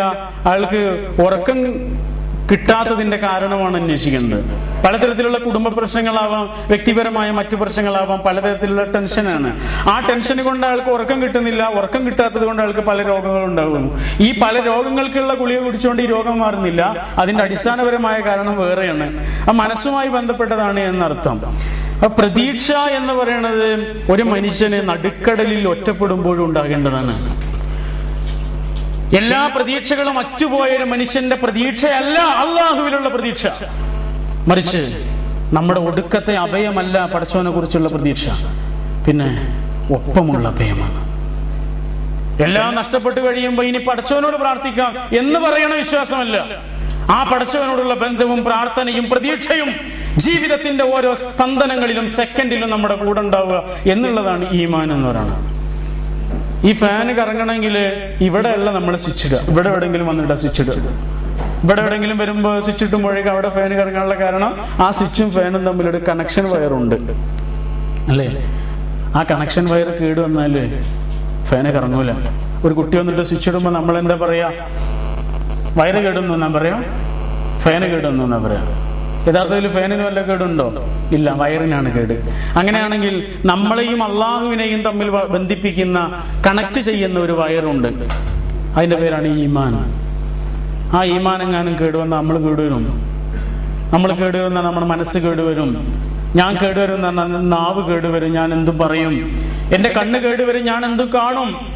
എന്റെ മനസ്സ്, എന്റെ ഹൃദയം ഒക്കെ കേടുവന്നതാകുമ്പോൾ എന്റെ ജീവിതത്തിൽ ഒരു നിയന്ത്രണം ഉണ്ടാവില്ല.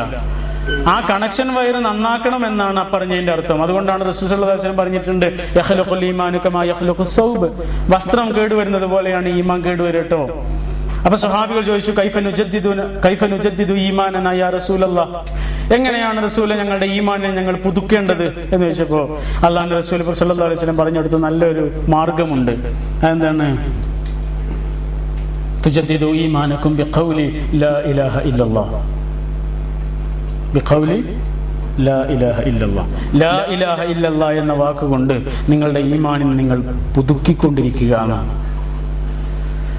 അപ്പൊ ഈമാനാണ് നമ്മുടെ പ്രതീക്ഷ എന്നാണ് പറഞ്ഞതിന്റെ ചുരുക്കം. ഈ പ്രതീക്ഷ ജീവിതത്തിന്റെ എല്ലാ വശങ്ങളിലും നമുക്ക് ഏറ്റവും വലിയൊരു ആശ്വാസമായി തീരുന്നു. അങ്ങനെ ഒരു പ്രതീക്ഷയായിരിക്കണം നമ്മുടെ ഈമാൻ കൊണ്ട് നമുക്ക് കിട്ടേണ്ടത്. അങ്ങനെയുള്ള ജീവിതത്തിൽ ഭയങ്ങൾ ഉണ്ടാവൂല, അയാൾക്ക് അസ്വസ്ഥത ഉണ്ടാവൂല, നാളെ എന്താകും എന്നൊരു പേടിയില്ല. അയാളെ സംബന്ധിച്ചിടത്തോളം അയാൾ സന്തോഷകരമായി ജീവിച്ചുകൊണ്ടിരിക്കുന്നു. ബ്രസീലിന്റെ വളരെ പ്രസിദ്ധനായ ഒരു പ്ലെയർ ഉണ്ട്, ഗരിഞ്ച അല്ലെ. പെലയുടെ കൂടെ ഉണ്ടായിരുന്ന ആളാണ്. പെലയ്ക്ക് ഒരിക്കല് ഒരു അപകടം സംഭവിച്ച സമയത്ത് പെലയ്ക്ക് പകരമായി ഇറങ്ങിയ വളരെ ലോകപ്രശസ്തനായിട്ടുള്ള ഒരു പ്ലെയറാണ് ഗരിഞ്ച. ഈ ഗരിഞ്ചയുടെ ഒരു ആത്മകഥയുണ്ട്. അതിൽ അദ്ദേഹം പറയുന്ന വളരെ പ്രസക്തമായൊരു കാര്യമുണ്ട്. ഒരു വിശ്വാസി എന്ന നിലക്ക് നമുക്ക് ഒരുപാട് ആലോചനകൾ തരുന്ന ഒന്നാണ്. അദ്ദേഹം അതിൽ പറയണത്, അദ്ദേഹം കുട്ടിയായിരിക്കുന്ന സമയത്ത് നടക്കാൻ കഴിയില്ലായിരുന്നു. ഇതൊരു അസുഖം വന്നിട്ട് വലിയ പ്രയാസങ്ങൾ ഉണ്ടായി. അപ്പൊ അമ്മക്ക് ആകെയുള്ള ഒരു ആൺകുട്ടിയാണ്. അമ്മയുടെ ഏറ്റവും വലിയ പ്രതീക്ഷയായിരുന്നു ഗരിഞ്ച. പക്ഷെ ഗരിഞ്ച ഒന്ന് നടന്നു കാണാൻ കഴിയാത്തത് കൊണ്ട് ആ അമ്മ വലിയ പ്രയാസങ്ങളാണ്. ധാരാളം നോയമ്പുകൾ നോൽക്കുന്നു, ദൈവത്തോട് ധാരാളമായി പ്രാർത്ഥിക്കുന്നു, പക്ഷെ യാതൊരു ഫലവും കാണുന്നില്ല. അങ്ങനെ അവസാനം ഈ ചികിത്സിക്കുന്ന ഡോക്ടറോട് അമ്മ ചോദിച്ചു, എന്റെ മോൻ എന്തെങ്കിലും ഒന്ന് നടന്നു കാണാൻ എനിക്ക് വലിയൊരു ആഗ്രഹമുണ്ട് ഡോക്ടറെ, അതെന്തെങ്കിലും ഒന്ന് സംഭവിക്കുമെന്ന് ചോദിച്ചു. അപ്പൊ ഡോക്ടർ പറഞ്ഞു, he will work if you want him to. ഓ നടക്കും, പക്ഷെ നിങ്ങൾ വിചാരിക്കണം എന്നാണ്. അത് പറഞ്ഞിട്ട് ഡോക്ടർ പോയി. ആ അമ്മക്ക് മനസ്സിലായി, ഞാൻ വിചാരിച്ചാൽ എൻ്റെ കുട്ടി നടക്കും, ഞാൻ ശ്രമിച്ചാൽ എൻ്റെ കുട്ടി നടക്കും, എൻ്റെ കുട്ടി ശ്രമിക്കൂല, അമ്മയാണ് ശ്രമിക്കേണ്ടത് എന്ന അമ്മക്ക് ബോധ്യം വരും. പിറ്റേ ദിവസം രാവിലെ മുതൽ ആ അമ്മ കുട്ടിയെ നടത്തിക്കൊണ്ട് വരുന്നു. പക്ഷെ കുട്ടി നടക്കുന്നില്ല, അതുകൊണ്ട് എടുത്തുകൊണ്ട് വരുന്നു, മുറ്റത്തേക്ക് വെക്കുന്നു. അങ്ങനെ കുട്ടിയെ നടത്താൻ പഠിപ്പിക്കുന്നു. പക്ഷെ കുട്ടി നടക്കാൻ പഠിക്കുമ്പോൾ ആ മണൽ തട്ടുമ്പോഴേക്ക് കുട്ടി കരയാൻ തുടങ്ങുകയാണ്. അങ്ങനെയുള്ളൊരു അസുഖമാണ്. ആ മണൽ തട്ടുമ്പോഴേക്ക് ഇതുവരെ തട്ടാത്തൊരു സാധനം എന്നുള്ളതുകൊണ്ടാവാം കുട്ടിക്ക് വല്ലാത്ത പേടിയും ആ വേദനയും ഒക്കെ വരുന്ന പോലെ കുട്ടി ആർത്ത് കരയും. അങ്ങനെയൊക്കെ ആയിട്ടും ആ അമ്മ വിടുന്നില്ല. വീണ്ടും നിർബന്ധിച്ചിട്ട് ആ കുട്ടിയെ ഇങ്ങനെ നടത്തിക്കും, രണ്ട് ഷോൾഡറും പിടിച്ചിട്ട് നടത്തിക്കുന്നു. പക്ഷെ കുട്ടി നടക്കുന്നില്ല. പിറ്റേ ദിവസവും ധാരാളമായി ആ അമ്മ നടത്താൻ പഠിപ്പിക്കുന്നു, പക്ഷെ നടക്കുന്നില്ല. എന്നാൽ മാസങ്ങൾ വർഷങ്ങൾ നീണ്ട പ്രയത്നത്തിനൊടുവിൽ രണ്ട് ഷോൾഡറിനും പിടിച്ചാൽ കുട്ടി ആ മണലിൽ ഇങ്ങനെ നടക്കാൻ പഠിച്ചു. പിന്നെ അമ്മ ഒരു ഷോൾഡറിന് പിടിക്കാൻ തുടങ്ങി, രണ്ട് ഷോൾഡറിന് പിടിച്ചില്ല. ഒരു ഷോൾഡറിന് പിടിച്ചപ്പോൾ തന്നെ കുട്ടി ഈ ബാലൻസിനനുസരിച്ച് ഇങ്ങനെ നടക്കാൻ തുടങ്ങി, മെല്ലെ മെല്ലെ മെല്ലെ. പിന്നെ അമ്മ രണ്ട് കൈയും വിട്ടിട്ട് അമ്മ ഇങ്ങനെ കൈ കെട്ടി നിന്ന് കുറച്ച് ദൂരെ. കുട്ടിയോട് നടക്കാൻ പറയും, കുട്ടി നടക്കൂല. കുട്ടി നടക്കാൻ പറഞ്ഞിട്ട് നടക്കാത്തത് കൊണ്ട് അമ്മ വടിയെടുത്തിട്ട് ആ കുട്ടിയെ നടത്തിക്കും, അടിക്കും.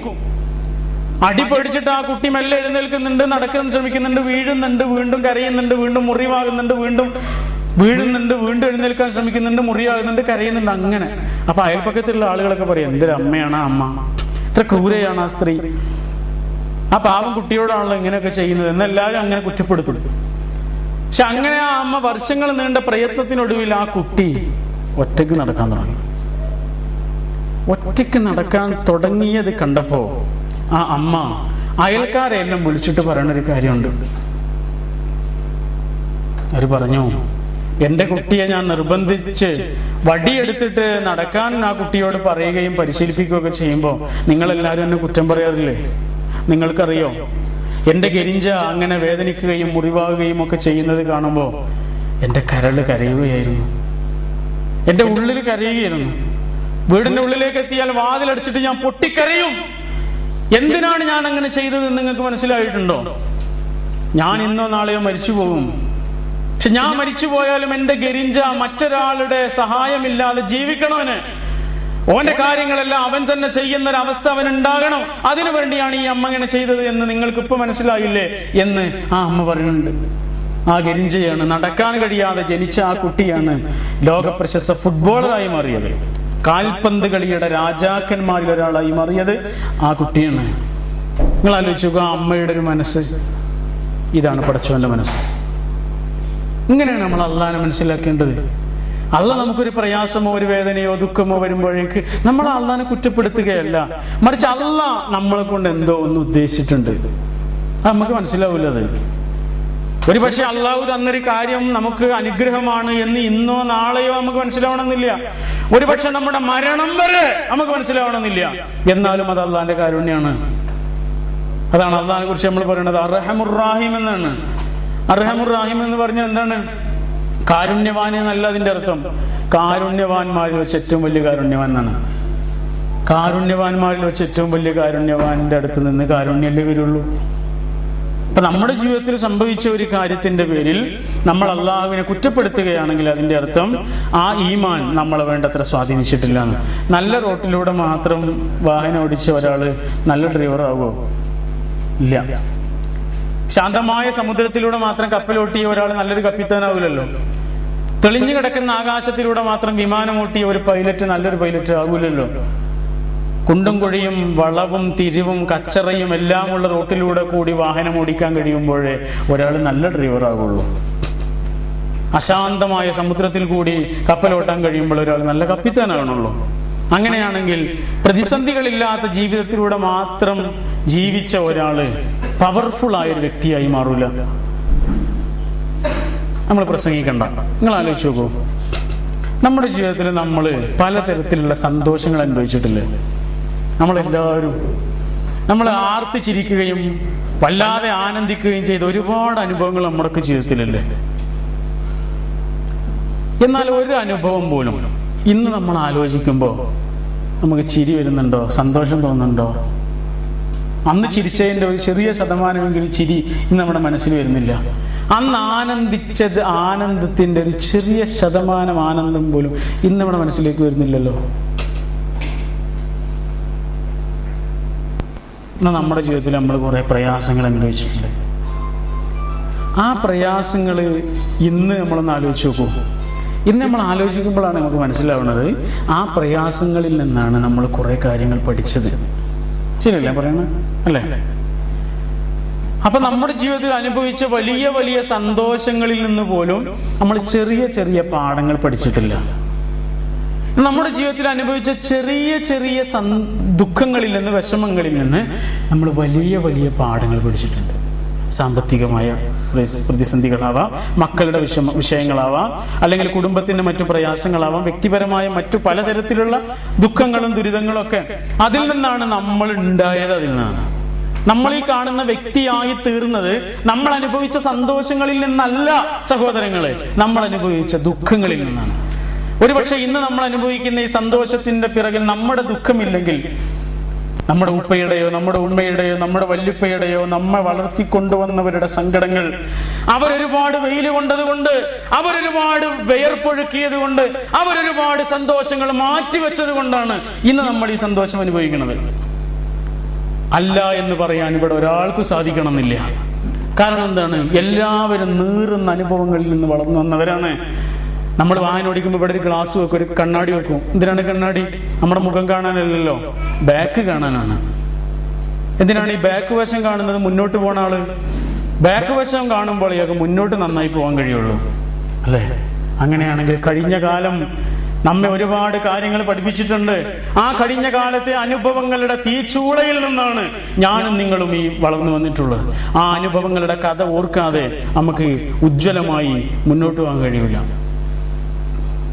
അതിനാണ് അള്ളാഹു നമുക്ക് പ്രതിസന്ധികൾ തന്നത്. അപ്പൊ ഇന്ന് നമ്മൾ അനുഭവിക്കുന്ന സങ്കടങ്ങൾ നാളെ നമ്മൾ അനുഭവിക്കാനിരിക്കുന്ന സന്തോഷങ്ങളാണ് എന്ന് നമുക്ക് മനസ്സിലാകുമ്പോൾ അതാണ് വലിയൊരു സുഖം. ഭക്ഷണം പാകാവണം എന്നുണ്ടെങ്കിൽ ചൂട് തട്ടണം, അല്ലേ? അങ്ങനെയാണെങ്കിൽ നമ്മളൊന്ന് പാകാവണം എന്നുണ്ടെങ്കിൽ കുറേ ചൂട് തട്ടണം. ഒരു മരം വളരണം എന്നുണ്ടെങ്കിൽ വെയിലും വേണം, മഴയും വേണം. വെയിൽ മാത്രമാണെങ്കിൽ അതിന്റെ വേര് ഉണങ്ങിപ്പോകും, മഴ മാത്രമാണെങ്കിൽ വേര് ചീഞ്ഞും പോകും. വേര് ചീഞ്ഞു പോകാതെയും വേര് ഉണങ്ങിപ്പോകാതെയും നിലനിർത്തുന്നത് വെയിലും മഴയും മാറി മാറി വരുന്നത് കൊണ്ടാണ്. എന്നതുപോലെ നമ്മുടെ ജീവിതത്തിലും സന്തോഷങ്ങളുടെയും സങ്കടങ്ങളുടെയും ഈ മാറി വരലുകൾ ആവർത്തിച്ചു കൊണ്ടേയിരിക്കും. ഇന്നലെ ഉണ്ടായിരുന്ന സന്തോഷം ഇന്ന് ഉണ്ടാവണമെന്നില്ല, ഇന്നുള്ള സങ്കടം നാളെ ഉണ്ടാവണമെന്നില്ല. അത് മാറിക്കൊണ്ടേയിരിക്കുന്നു എന്ന വിചാരം നമ്മുടെ ജീവിതത്തിന് ഏറ്റവും വലിയ സമാധാനമായി തീരേണ്ടതുണ്ട് എന്നർത്ഥം. ഒരു പക്ഷി, വെളുത്തൊരു പക്ഷി ഇങ്ങനെ പാറിപ്പോകുന്നു. ആ വെളുത്ത പക്ഷിയുടെ ചിറകിൽ ഒരു ചെറിയ കറുത്ത പുള്ളി ഉണ്ടെന്ന് വിചാരിക്കും. ചെറിയൊരു പുള്ളിയാണ്. പക്ഷെ നമ്മളൊരു ബൈനോക്കുലറിലൂടെ ഇങ്ങനെ നോക്കുമ്പോൾ ആ ചെറിയ കറുത്ത പുള്ളിയെ മാത്രമാണ് നമ്മൾ ഫോക്കസ് ചെയ്യുന്നതെങ്കിൽ നമുക്ക് തോന്നും പക്ഷിയുടെ ചിറകിൽ വലിയൊരു കറുത്ത പുള്ളി ഉണ്ടെന്ന്. അല്ലെങ്കിൽ എന്താ പറയാ, പക്ഷിയുടെ ചിറകിൽ നിറയെ കറുത്ത പുള്ളികളാണെന്ന് തോന്നും. ചിലപ്പോ പക്ഷി തന്നെ കറുത്തിട്ടാണെന്ന് തോന്നും. സത്യം എന്താണ്? സത്യം ആ പക്ഷിയുടെ ചിറകിലുള്ള ചെറിയൊരു പുള്ളിയാണ് നമ്മൾ കണ്ടത്. പക്ഷി കറുത്തിട്ടാണോ? അല്ല, വെളുത്തിട്ടാണ്. ഇതുപോലെ നമ്മുടെ ജീവിതമാകുന്ന ഒരു വെളുത്ത പക്ഷിയുണ്ട്. ആ പക്ഷിയിൽ അവിടെ ഇവിടെയൊക്കെ ഒരു ചെറിയ കറുത്ത പുള്ളിയുണ്ട്. അത് നമ്മുടെ കുടുംബത്തിലെ പ്രശ്നങ്ങളാവാം, നമ്മുടെ രോഗമാവാം, വിഷമാവാം. പക്ഷെ ആ വിഷമങ്ങൾ മാത്രമാണ് നമ്മൾ ഫോക്കസ് ചെയ്യുന്നതെങ്കിൽ നമുക്ക് തോന്നും ജീവിതമാകെ പ്രശ്നമാണ്, ഒരു രക്ഷയില്ല എന്ന് തോന്നും. പക്ഷെ നമ്മുടെ മനസ്സിന്റെ ഫോക്കസ് ഇങ്ങനെ വർദ്ധിപ്പിക്കുമ്പോൾ നമുക്ക് മനസ്സിലാവും പക്ഷി മുഴുവൻ കറുത്തിട്ടല്ല, പക്ഷിയുടെ ചിറകിലുള്ള ചെറിയൊരു പുള്ളിയാണ് പക്ഷിയായിട്ട് ഞാൻ തെറ്റിദ്ധരിച്ചത് എന്ന് നമുക്ക് മനസ്സിലാവും. അപ്പൊ ജീവിതത്തെ കുറിച്ചുള്ള കാഴ്ചപ്പാടാണ് പ്രധാനം എന്നർത്ഥം. ഒരു കുട്ടി സൈക്കിൾ ഓടിക്കാൻ അങ്ങനെ പഠിക്കുന്നു. സൈക്കിൾ ഓടിക്കാൻ പഠിക്കുന്നത് ഒരു കുണ്ടും കുഴിയും പ്രയാസങ്ങളൊന്നും ഇല്ലാത്ത നല്ല റോട്ടിലൂടെയാണ്. ആ നല്ല റോട്ടിൽ എവിടെയോ ഒരു ചെറിയ കുഴിയും കുണ്ടും ഒക്കെ ഉണ്ട്. പക്ഷെ കുട്ടി ആ കുണ്ടിൽ തന്നെ പോയിട്ട് ചാടും. ആ കുഴി ഒരിക്കലും കുട്ടി വെറുതെ വിടൂല, അവിടെ പോയിട്ട് ചാടിയിട്ടുണ്ടാവും, ഉണ്ടാവില്ലേ? എന്നാൽ ആ കുട്ടി നന്നായി സൈക്കിൾ ഓടിക്കാൻ പഠിച്ചു എന്ന് വിചാരിക്കാം. നന്നായി സൈക്കിൾ ഓടിക്കാൻ പഠിച്ച ആ കുട്ടി ധാരാളം കുഴികളുള്ള റോട്ടിലൂടെ സൈക്കിൾ ഓടിക്കുമ്പോഴും ഒരു കുഴിയിലും ആ കുട്ടി വീഴുകയില്ല എന്ന് മാത്രമല്ല, ആ കുഴികളുടെ ഒക്കെ നടുവിലൂടെയുള്ള ചെറിയൊരു റോഡാണ്. ആ റോട്ടിലൂടെ ആ കുട്ടി മനോഹരമായിട്ട് വണ്ടി ഓടിക്കും. അതുപോലെ നമ്മുടെ ജീവിതത്തിൽ അവിടെ ഇവിടെയൊക്കെ ഓരോ കുണ്ടും കുഴിയൊക്കെ ഉണ്ട്. നമ്മൾ അങ്ങോട്ട് ശ്രദ്ധിക്കണ്ട, അതൊക്കെ പടച്ചവന് വിടുക, എന്നിട്ട് സമാധാനമായിട്ട് ഉറങ്ങാം. ഇതാണ് വിശുദ്ധ ഖുർആനിലൂടെയുള്ള വിദ്യാഭ്യാസത്തിന്റെ പ്രധാനം. ആദ്യമായി തീവണ്ടിയിൽ യാത്ര ചെയ്യുന്ന ഒരു കുട്ടിയുടെ കഥയുണ്ട്. ആ കുട്ടി യാത്ര ചെയ്യുന്ന സമയത്ത് ആദ്യമായിട്ട് യാത്ര ചെയ്യാം. പുറത്തേക്ക് നോക്കുമ്പോൾ കുറെ ദൂരെ വലിയൊരു കടലുണ്ട്, പുഴയുണ്ട്. ആ പുഴ കണ്ടപ്പോൾ കുട്ടിക്ക് ആകെ പേടിയായി പോയി. വല്ലാതെ പേടിച്ച് വിറച്ച് ആ കുട്ടി വല്ലാതെ കരയുന്നുണ്ട്, പേടിക്കുന്നുണ്ട്. ആ പുഴയിൽ എന്തായാലും ഞാൻ വീഴും, ഈ വാഹനത്തിലുള്ള എല്ലാ ആളുകളും മുങ്ങി മരിക്കും. ആ മുങ്ങി മരിക്കുന്ന രംഗമൊക്കെ ആ കുട്ടിയുടെ മനസ്സിൽ ഇങ്ങനെ മിന്നിമായാണ്. പക്ഷേ ആ പുഴയുടെ അടുത്തെത്തിയപ്പോൾ കുട്ടിയുടെ പേടി വല്ലാതെ ഇരട്ടിച്ചു വന്നു. പക്ഷെ ആ പുഴയുടെ മുകളിലൂടെ വാഹനം യാതൊരു കുഴപ്പമില്ലാതെ പോകുന്നുണ്ട്. കാരണം എന്താണ്? ആ പുഴയുടെ മുകളിൽ ഒരു പാലുണ്ടായിരുന്നു. ഒരു പാലുണ്ടായത് കൊണ്ട് ആ തീവണ്ടി സുഖകരമായി ആ പുഴയുടെ മുകളിലൂടെ പോയി എന്നാണ്. പിന്നെയും ഓരോ പുഴ കാണുമ്പോൾ കുട്ടിക്ക് പേടിയാവുന്നു. പക്ഷെ അതിന്റെ മുകളിൽ അള്ളാഹു ഒരു പാലുണ്ടാക്കി വെച്ചിട്ടുണ്ടാവും. നമ്മുടെ ജീവിതത്തിൽ നമ്മൾ പുഴകളെ കണ്ട്, പ്രയാസങ്ങളെ കണ്ട്, ദുഃഖങ്ങളെ കണ്ടിട്ട് നമ്മൾ പേടിക്കണ്ട, ഭയവിഹ്വലരാകണ്ട. അതിന്റെ എല്ലാത്തിന്റെയും മുകളിലൂടെ അള്ളാഹു ഒരു പാലം വെച്ചിട്ടുണ്ടാവും. എല്ലാ ജനലുകൾ അടച്ചാലും ഒരു ചെറിയ കിളിവാതിൽ പടച്ചോൻ നമ്മൾക്ക് വേണ്ടി തുറന്നു വെച്ചിട്ടുണ്ടാവും. പക്ഷെ നമ്മൾ അടക്കപ്പെട്ടിരിക്കുന്ന ആ ജനലുകളിൽ പോയിട്ട് ഇങ്ങനെ മുട്ടിയിട്ട് കാലം കഴിക്കുകയാണ്. ഈ തുറക്കപ്പെട്ട ചെറിയൊരു കിളിവാതിലുണ്ടല്ലോ, അതിലൂടെ രക്ഷപ്പെടാം.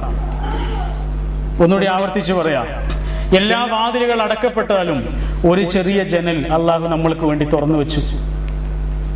നമ്മൾ ഓരോ അടക്കപ്പെട്ട വാതിലിലും പോയിട്ട് ഇങ്ങനെ മുട്ടുകയാണ്. എന്തുകൊണ്ട് തുറക്കപ്പെടുന്നില്ല? അല്ലാഹുവേ അല്ലാഹുവേ എന്ന് ആവർത്തിച്ച് വിളിച്ചിട്ട് നമ്മൾ അടക്കപ്പെടാത്ത ആ വാതിലുകളുടെ അടുത്ത് വന്നിട്ട് ആർത്ത് കരയുകയാണ്. പക്ഷെ തുറന്നു വെച്ചിരിക്കുന്ന ഈ ചെറിയ കിളിവാതിലിലൂടെ രക്ഷപ്പെടാനാണ് അള്ളാഹു നമ്മളോട് പറയണത്. റസൂൽ സല്ലല്ലാഹു അലൈഹി വസല്ലം പറയാണ്,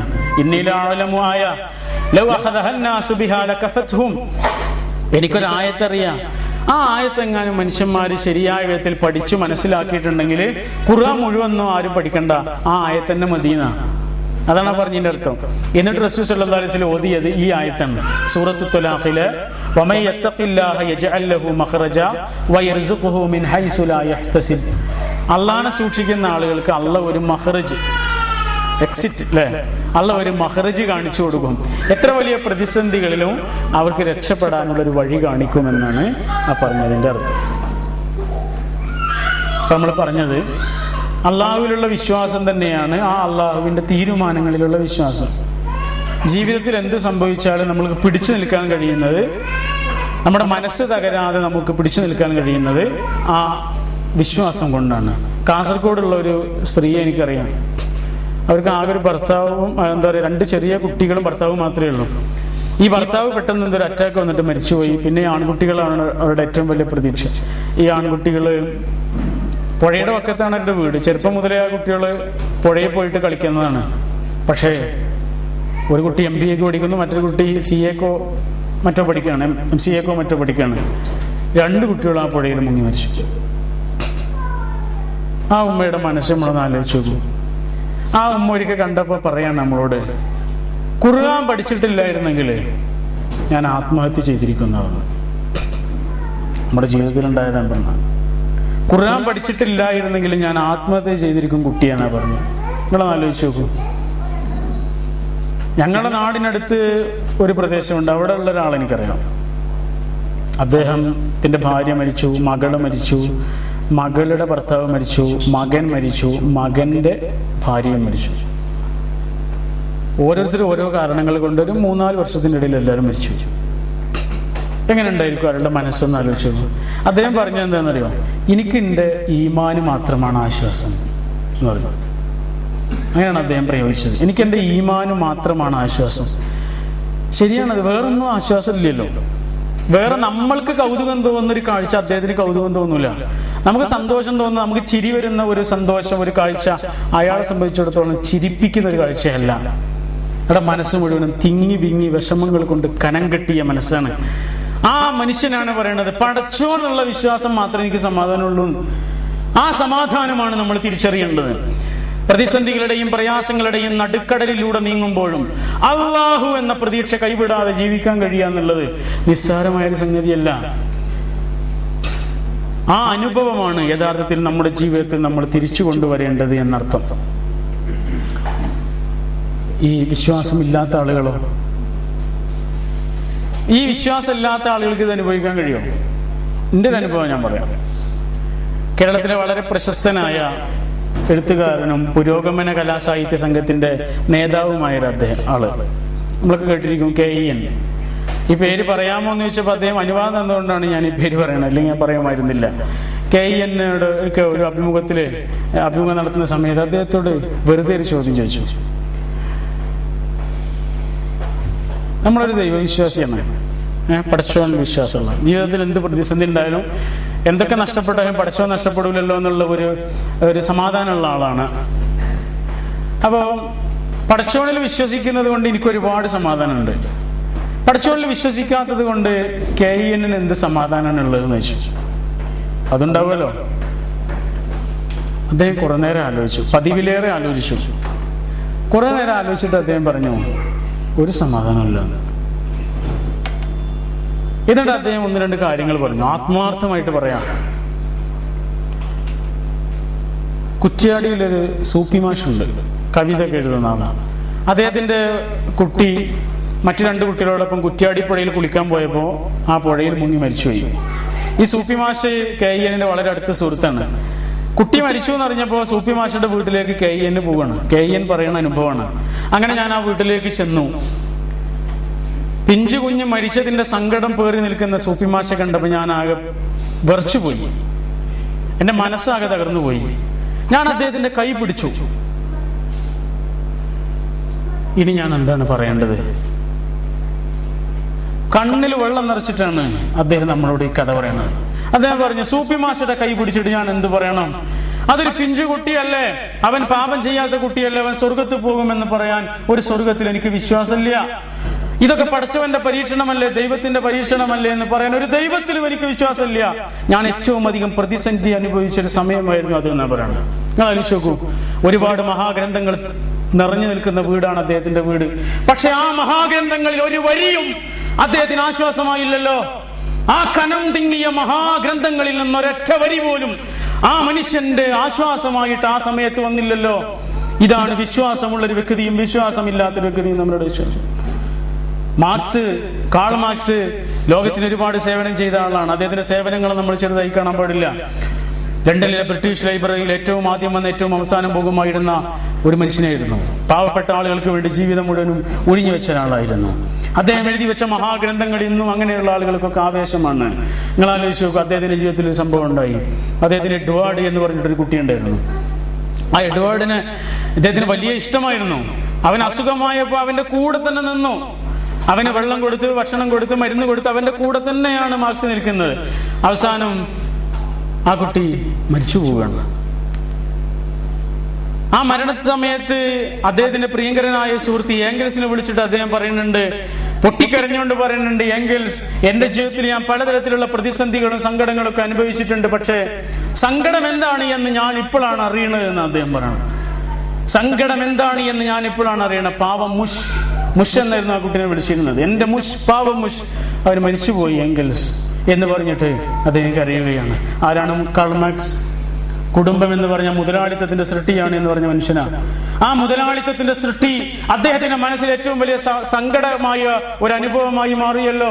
ഇത്ര വലിയ മഹാഗ്രന്ഥങ്ങൾ എഴുതിയിട്ടും ആ ഗ്രന്ഥങ്ങളിൽ നിന്ന് ഒരു വരി പോലും കാൾ മാർക്സിന്റെ മനസ്സിൽ സമാധാനം ഇല്ലല്ലോ. ഇതാണ് ഈമാൻ. ഈമാൻ ഇല്ലെങ്കിലുള്ളൊരു പ്രശ്നമാണിത്. വിശ്വാസം എന്ന് പറയാൻ നമ്മൾക്ക് പ്രതീക്ഷിക്കാവുന്നതിൻ്റെയും അപ്പുറത്ത് നമ്മൾക്കൊരു സമാധാനം സമ്മാനിക്കുന്നു എന്നുള്ളതാണ്. ആ ഈമാൻ നമ്മുടെ മനസ്സിൽ അത്രയും വേരുറച്ചു കഴിഞ്ഞാൽ ആ ഈമാൻ നമുക്കൊരു താങ്ങും തണലുമായിട്ടുണ്ടാവും. ആരെല്ലാം നമ്മളെ കൈവടിഞ്ഞാലും എന്തെല്ലാം നമുക്ക് നഷ്ടപ്പെട്ടു പോയാലും നമുക്ക് നഷ്ടപ്പെടാതെ നമ്മുടെ കൂടെ ഉണ്ടാവും. മാഷാ അല്ലാഹു ഖദറ വമൻ ലം യശഅ ലം യഖ്ദിർ ഇന്നാ ലില്ലാഹി വ ഇന്നാ ഇലൈഹി റാജിഊൻ. അല്ല തരുന്നു, അല്ല എടുക്കുന്നു, ഒക്കെ അള്ളാന്റെ കയ്യിലാണ്. ഇതാണ് പറയുന്നത്. റസൂലുള്ളാഹി സ്വല്ലല്ലാഹു അലൈഹി വസല്ലം കുറിച്ച് ഒരു പ്രാർത്ഥന കൂടി പറഞ്ഞിട്ട് ഞാൻ എൻ്റെ വാക്കുകൾ അവസാനിപ്പിക്കുകയാണ്. റസൂലുള്ളാഹി സ്വല്ലല്ലാഹു അലൈഹി വസല്ലം മഖാമു ഇബ്രാഹിമിൽ വെച്ച് നടത്തിയൊരു പ്രാർത്ഥനയാണ്. മഖാമു ഇബ്രാഹിം, അവിടെ വെച്ചിട്ട് റസൂലുള്ളാഹി സ്വല്ലല്ലാഹു അലൈഹി വസല്ലം പ്രാർത്ഥിക്കുന്നത് ഇങ്ങനെയാണ്: അല്ലാഹുമ്മ ഇന്നി അസ്അലുക ഈമാനൻ, പടച്ചോനെ എനിക്ക് നീ ഈമാൻ തരണം. എങ്ങനെയുള്ള ഈമാനാ? യുബാശിറു ഖൽബി, എന്റെ ഉള്ളിലേക്ക് പടർന്നു കയറിയ ഈമാൻ, എന്റെ ഹൃദയത്തിന്റെ ഉള്ളിലേക്ക് വേരു പടർന്ന വിശ്വാസം എനിക്ക് നീ തരണമേ എന്ന് പറഞ്ഞതിന് ശേഷം റസൂലുള്ളാഹി സ്വല്ലല്ലാഹു അലൈഹി വസല്ലം ആ ഈമാൻ കൊണ്ട് കിട്ടേണ്ട 2 ഗുണങ്ങളാണ് പറയണത്. നമ്മളൊക്കെ പ്രാർത്ഥിക്കേണ്ടതാണത്. എന്താണ് റസൂൽ പറഞ്ഞ 2 കാര്യങ്ങൾ അറിയോ? ഹത്താ അഅലമ അന്നഹു ലൻ യുസീബനി ഇല്ലാ മാ കതബ്തലി, അല്ലാഹു എൻ്റെ ജീവിതത്തിൽ എന്ത് സംഭവിച്ചാലും അത് നിന്റെ വിധിയാണ്, അത് നീ തന്നതാണ് എന്ന് സമാധാനിക്കാൻ പറ്റുന്ന വിധത്തിലുള്ള ഈമാൻ. വരിലൻ ബിമാ ഖസമതലി, എൻ്റെ ജീവിതത്തിൽ എന്ത് കിട്ടിയാലും അത്രേ നീ തന്നിട്ടുള്ളൂ എന്ന് വിശ്വസിക്കാൻ കഴിയുന്ന ഒരു ഈമാൻ. അതിലേറെ ആഗ്രഹിക്കുന്ന മനസ്സില്ലാതെ, നിന്നോട് പരാതി പറയുന്ന ഒരു മനസ്സില്ലാതെ, ആർത്തിയുള്ള ഒരു ഹൃദയമില്ലാതെ എന്നെ നീ ജീവിപ്പിക്കണേ. എന്താണ് ആ പ്രാർത്ഥന? اللهم إني أسألك إيمانا يباشر قلبي يقينا صادقا حتى أعلم أنه لن يصيبني إلا ما كتبت لي ورضا بما قسمت لي. എവിടെയും ഒരു വിശ്വാസിക്ക് പിടിച്ചു നിൽക്കാൻ കഴിയുന്ന ഈമാനിന്റെ കരുത്തിന് വേണ്ടി അല്ലാഹുവിന്റെ റസൂൽ സല്ലല്ലാഹു അലൈഹി വസല്ലം പ്രാർത്ഥിക്കുകയാണ്. റസൂൽ സല്ലല്ലാഹു അലൈഹി വസല്ലം പറഞ്ഞ ആരാണ്? ഈ ലോകം കണ്ടതിൽ വെച്ച് ഏറ്റവും പരമദരിദ്രരായ ആളുകളിൽ ഒരാളായിരുന്നു അല്ലാഹുവിന്റെ റസൂൽ. ദാരിദ്ര്യം മാത്രമല്ല, ഒരു മനുഷ്യൻ എന്തൊക്കെയാണോ പ്രയാസം വേണ്ടത് ആ പ്രയാസമൊക്കെ അല്ലാഹുവിന്റെ റസൂലിനുണ്ട്. ഉമ്മാനെ കണ്ടിട്ട് ഓർമ്മയില്ല, വാപ്പാനെ കണ്ടിട്ടില്ല, ഒരാൺകുട്ടിയെ കുറിച്ചുള്ള സ്വപ്നം ഉണ്ടായിരുന്നെങ്കിലും അത് നടന്നിട്ടില്ല. സാമ്പത്തികമായ ഭദ്രതയില്ല അല്ലാഹുവിന്റെ റസൂലിന്. ഒരു മനുഷ്യന് കിട്ടാൻ കൊതിക്കുന്നതൊന്നും അല്ലാഹുവിന്റെ റസൂലിന് കിട്ടിയിട്ടില്ല, കൊതിച്ചിട്ടുണ്ടാവില്ല ഒരു പക്ഷേ. ആ റസൂൽ എങ്ങനെയാണ് ജീവിച്ചത്? ഒന്നും കിട്ടാത്ത റസൂലാണ് ഈ ലോകം കണ്ടതിൽ വെച്ച് ഏറ്റവും വലിയ മനസ്സമാധാനത്തോടുകൂടി കിടന്നുറങ്ങിയത്. ശരിയല്ലേ? ഈ ലോകം കണ്ടതിൽ വെച്ച് ഏറ്റവും വലിയ മനസ്സമാധാനത്തോടുകൂടി കിടന്നുറങ്ങിയത് അല്ലാഹുവിന്റെ റസൂലാ. അത് എന്തുകൊണ്ടാ? ഈ ഈമാൻ കൊണ്ടാണ്. ആ ഈമാനാണ് അല്ലാഹുവിന്റെ റസൂൽ അല്ലാഹുവിനെ കുറിച്ച് ചോദിക്കുന്നത്. അവസാനിപ്പിക്കുന്നു. ഈ അടുത്ത് ഒരു പുസ്തകം വായിച്ചു. ഡോക്ടർ VP ഗംഗാധരൻ എന്ന് പറഞ്ഞിട്ടൊരു ഓങ്കോളജിസ്റ്റ്, ഒരു ക്യാൻസർ ചികിത്സകനാണ്. അദ്ദേഹത്തിന്റെ ചില അനുഭവങ്ങൾ, അദ്ദേഹം എപ്പോഴും തിരുവനന്തപുരത്ത് വർക്ക് ചെയ്യുന്ന ആളാണ്, RCCയിൽ. അദ്ദേഹത്തിന്റെ ചില അനുഭവങ്ങൾ അദ്ദേഹം പറഞ്ഞിട്ട് ജീവിതത്തിന്റെ ആഘോഷം എന്ന് തോന്നുന്നു പുസ്തകത്തിന്റെ പേര് ഞാൻ പറഞ്ഞു. ആർക്കും ഓർമ്മ ഉണ്ടോ? ഇല്ല. ആ പുസ്തകമുണ്ട്. എന്തായിരുന്നാലും നിങ്ങൾ വായിക്കേണ്ട ഒരു പുസ്തകമാണ്.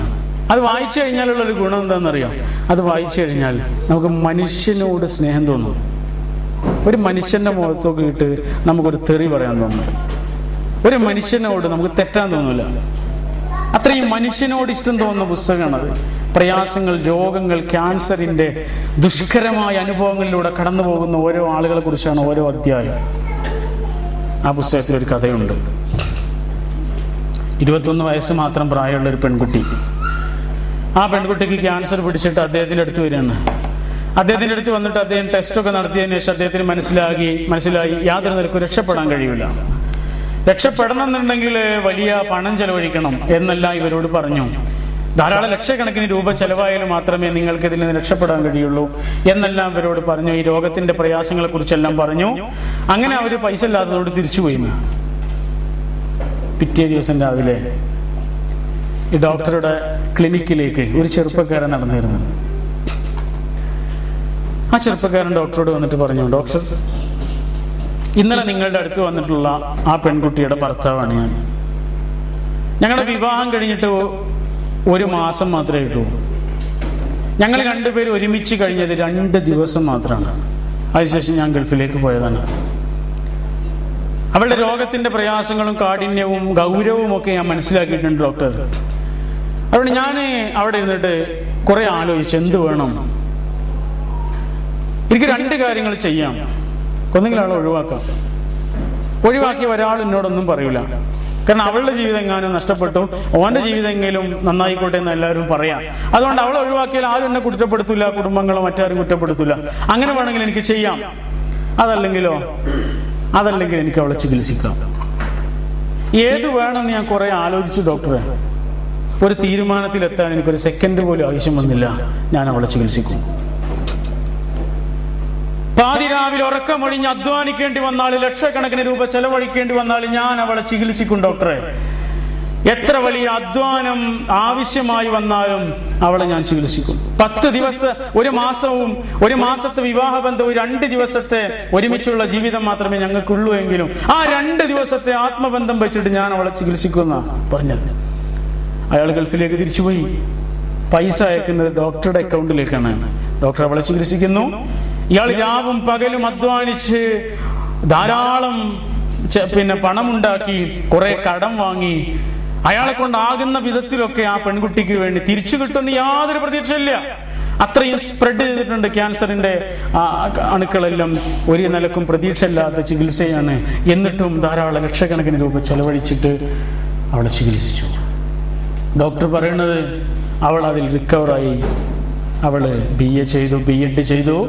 അവള് എറണാകുളത്തെ കളമശ്ശേരിയിൽ ഒരു സ്കൂളിൽ അധ്യാപികയാണ്. ഇത് പറഞ്ഞിട്ട് ആ ഡോക്ടർ ഒരു വരി എഴുതുന്നുണ്ട്. ഞാൻ ദൈവവിശ്വാസിയല്ല, അദ്ദേഹം പറയാം. ഞാൻ ദൈവവിശ്വാസി അല്ലെങ്കിലും അയാൾ എന്റെ മുമ്പിൽ വന്ന് നിന്നപ്പോ ഞാൻ ദൈവത്തെ കണ്ടുപോയി എന്നാണ് പറഞ്ഞത്. എത്ര വലിയ പടുകുഴിയിൽ വീണാലും കൈപിടിക്കാൻ ഒരാളുണ്ട് എങ്കിൽ ഏതാൾക്കും രക്ഷപ്പെടാൻ കഴിയും എന്ന് പറഞ്ഞിട്ടാണ് ആ അധ്യായം അദ്ദേഹം അവസാനിപ്പിക്കുന്നത്. എത്ര വലിയ പടുകുഴിയിൽ വീണാലും, എത്ര വലിയ പ്രതിസന്ധികളിൽ ആപ്പതിച്ചാലും കൈപിടിക്കാൻ ഒരാളുണ്ട് എങ്കിൽ, ആശ്വാസം തരാൻ ഒരാൾ കൂടെ ഉണ്ട് എങ്കിൽ ആർക്കും രക്ഷപ്പെടാൻ കഴിയുമെന്ന. അങ്ങനെയാണെങ്കിൽ നമ്മുടെ കൂടെ ഒരാളുണ്ട്. ഇന്നല്ലാഹ മഅനാ, നമ്മുടെ കൂടെ പഠിച്ചുണ്ട്. സൗർ ഗുഹയിൽ പേടിച്ച് അബൂബക്കർ റളിയല്ലാഹു അൻഹു റസൂലിനോട് ചോദിക്കുന്നുണ്ട്, റസൂലേ, ലൗ അന്ന അഹദഹു നദറ തഹത ഖദമൈഹി ലഅബ്സറനാ യാ റസൂലല്ലാഹ്. ആ പോണ ആരെങ്കിലും ഒന്ന് താഴേക്ക് നോക്കി നമ്മളെ കാണൂല റസൂലേ, കൊല്ലൂല റസൂലേ എന്ന് ചോദിച്ചപ്പോൾ അല്ലാഹുവിന്റെ റസൂൽ നൽകുന്നൊരു മറുപടിയുണ്ട്. മലന്നിക യാ അബൂബക്കർ ബിസ്നൈ വല്ലാഹു സാലിസുഹുമാ. മൂന്നാമനായി പടച്ചവൻ കൂടെയുള്ള 2 ആളുകളെ കുറിച്ച് എന്താണ് അബൂബക്കർ നിങ്ങളുടെ അഭിപ്രായം എന്ന് ചോദിച്ചത്. നമ്മളോടൊക്കെ ഉള്ള ചോദ്യമാണത്. നമ്മൾ ഒരാളൊറ്റക്കാണെങ്കിൽ രണ്ടാമനായി പടച്ചോണ്ട്. ഒരേ സമയം അത് പേടിയാണ്, അതേസമയം അത് ആശ്വാസവുമാണ്. നമ്മൾ രണ്ടാളാണെങ്കിൽ മൂന്നാമതായി പടച്ചവനുണ്ട്. നമ്മൾ ഇത്രയും പേരാണെങ്കിൽ അടുത്തതൊരാളായിട്ട് അല്ലാഹു. ആ പടച്ചവനെ കുറിച്ചുള്ള പ്രതീക്ഷ കൈവിടാതെ, ആ പടച്ചവനെ കുറിച്ചുള്ള ബന്ധം വിടാതെ, ആ പടച്ചവൻ അനിഷ്ടമുള്ള ഒരു കാര്യത്തിലേക്കും പോകാതെ, ആ അല്ലാഹുവിന് തൃപ്തിയില്ലാത്ത ഒരു കാര്യവും ചെയ്യാതെ നമ്മൾ ജീവിച്ച ആ പടച്ചവന്റെ തൃപ്തി നമ്മുടെ ജീവിതത്തിലുണ്ടാവും. 3 കാര്യങ്ങൾ ശ്രദ്ധിച്ചാൽ മതി. ഒന്ന്, നമ്മുടെ ആദർശം നമ്മൾ നന്നാക്കിക്കൊണ്ടേയിരിക്കുക. മറ്റൊന്ന്, നമ്മുടെ സമ്പത്ത്. അനർഹമായ ഹറാമായ ഒരു നയാ പൈസയെങ്കിലും നമ്മുടെ കീശയിലുണ്ടായാൽ അത് നമ്മുടെ ജീവിതത്തെ ബാധിക്കുന്നതാണ്. മൂന്നാമതായി പെരുമാറ്റമാണ്. ഈ പെരുമാറ്റവും സാമ്പത്തികമായ കാര്യങ്ങളും ആദർശവും നന്നായാൽ ഒരു മനുഷ്യന്റെ വിജയത്തിന്റെ അത് മതി. വിശുദ്ധ ഖുർആന്റെയും ഹദീസുകളുടെയും ആകെ സാരം അതാണ്, ബ്രീഫ്. അള്ളാഹു അനുഗ്രഹിക്കുമാറാകട്ടെ. ചെയ്തു പോയിട്ടുള്ള ചെറുതും വലുതുമായ തെറ്റുകുറ്റങ്ങളിൽ നിന്ന് കരുണാവാരിധിയായ രക്ഷിതാവെ ഞങ്ങളെ നീ കരകയറ്റിയിടണമേ. അറിഞ്ഞും അറിയാതെയും ചെയ്തു പോയ, മറഞ്ഞും ചെയ്തു കൂട്ടിയ എല്ലാ തെറ്റുകുറ്റങ്ങളും നാഥാ നീ ഞങ്ങൾക്ക് പുറത്തു തരണമേ. ഞങ്ങളുടെ കൂട്ടത്തിൽ നിന്ന് വിഷമങ്ങൾ അനുഭവിക്കുന്നവർക്ക് സമാധാനം നൽകണമേ. ഞങ്ങളുടെ കൂട്ടത്തിൽ നിന്ന് മരണപ്പെട്ടു പോയിട്ടുള്ളവർ, ഞങ്ങൾക്ക് വേണ്ടി ഒരുപാട് അധ്വാനിക്കുകയും പ്രയാസങ്ങൾ സഹിക്കുകയും ചെയ്ത മാതാപിതാക്കളുണ്ടെങ്കിൽ അവർ, വല്യപ്പമാർ, വല്യമ്മമാർ, തലമുറകൾ, കരുണാവാരിധിയായ നാഥ അവർക്കെല്ലാവർക്കും നീ പാപമോചനം നൽകി അനുഗ്രഹിക്കണമേ. അവർക്ക് നീ സ്വർഗം നൽകണമേ. അവരെയും ഞങ്ങളെയും നിന്റെ സ്വർഗത്തിൽ നീ പ്രവേശിപ്പിക്കണമേ. തമ്പുരാനെ, മക്കളില്ലാത്തത് കൊണ്ട്, സാമ്പത്തികമായ പ്രയാസങ്ങൾ കൊണ്ട്, വീട്ടിലുള്ള മറ്റു പ്രശ്നങ്ങൾ കൊണ്ട്, കുടുംബപരമായ അസ്വസ്ഥതകൾ കൊണ്ട് മനസ്സംഘർഷങ്ങൾ അനുഭവിക്കുന്ന ആളുകൾക്ക് സമാധാനം നിറഞ്ഞൊരു പരിഹാരം നീ പ്രദാനം ചെയ്യണമേ. രക്ഷിതാവേ, അള്ളാഹുവേ, കാത്തിരിക്കുന്ന കുടുംബങ്ങളുടെ അടുത്തേക്ക് സന്തോഷത്തോടുകൂടി ആയുരാരോഗ്യ സൗഖ്യത്തോടുകൂടി തിരിച്ചു ചെല്ലാനുള്ള ഭാഗ്യം ഞങ്ങൾക്കും, അങ്ങനെ കാത്തിരിക്കാനുള്ള ഭാഗ്യം അവർക്കും നീ പ്രദാനം ചെയ്യണമേ നാഥ. വൽഹംദുലില്ലാഹി റബ്ബിൽ ആലമീൻ. അസ്സലാമു അലൈക്കും.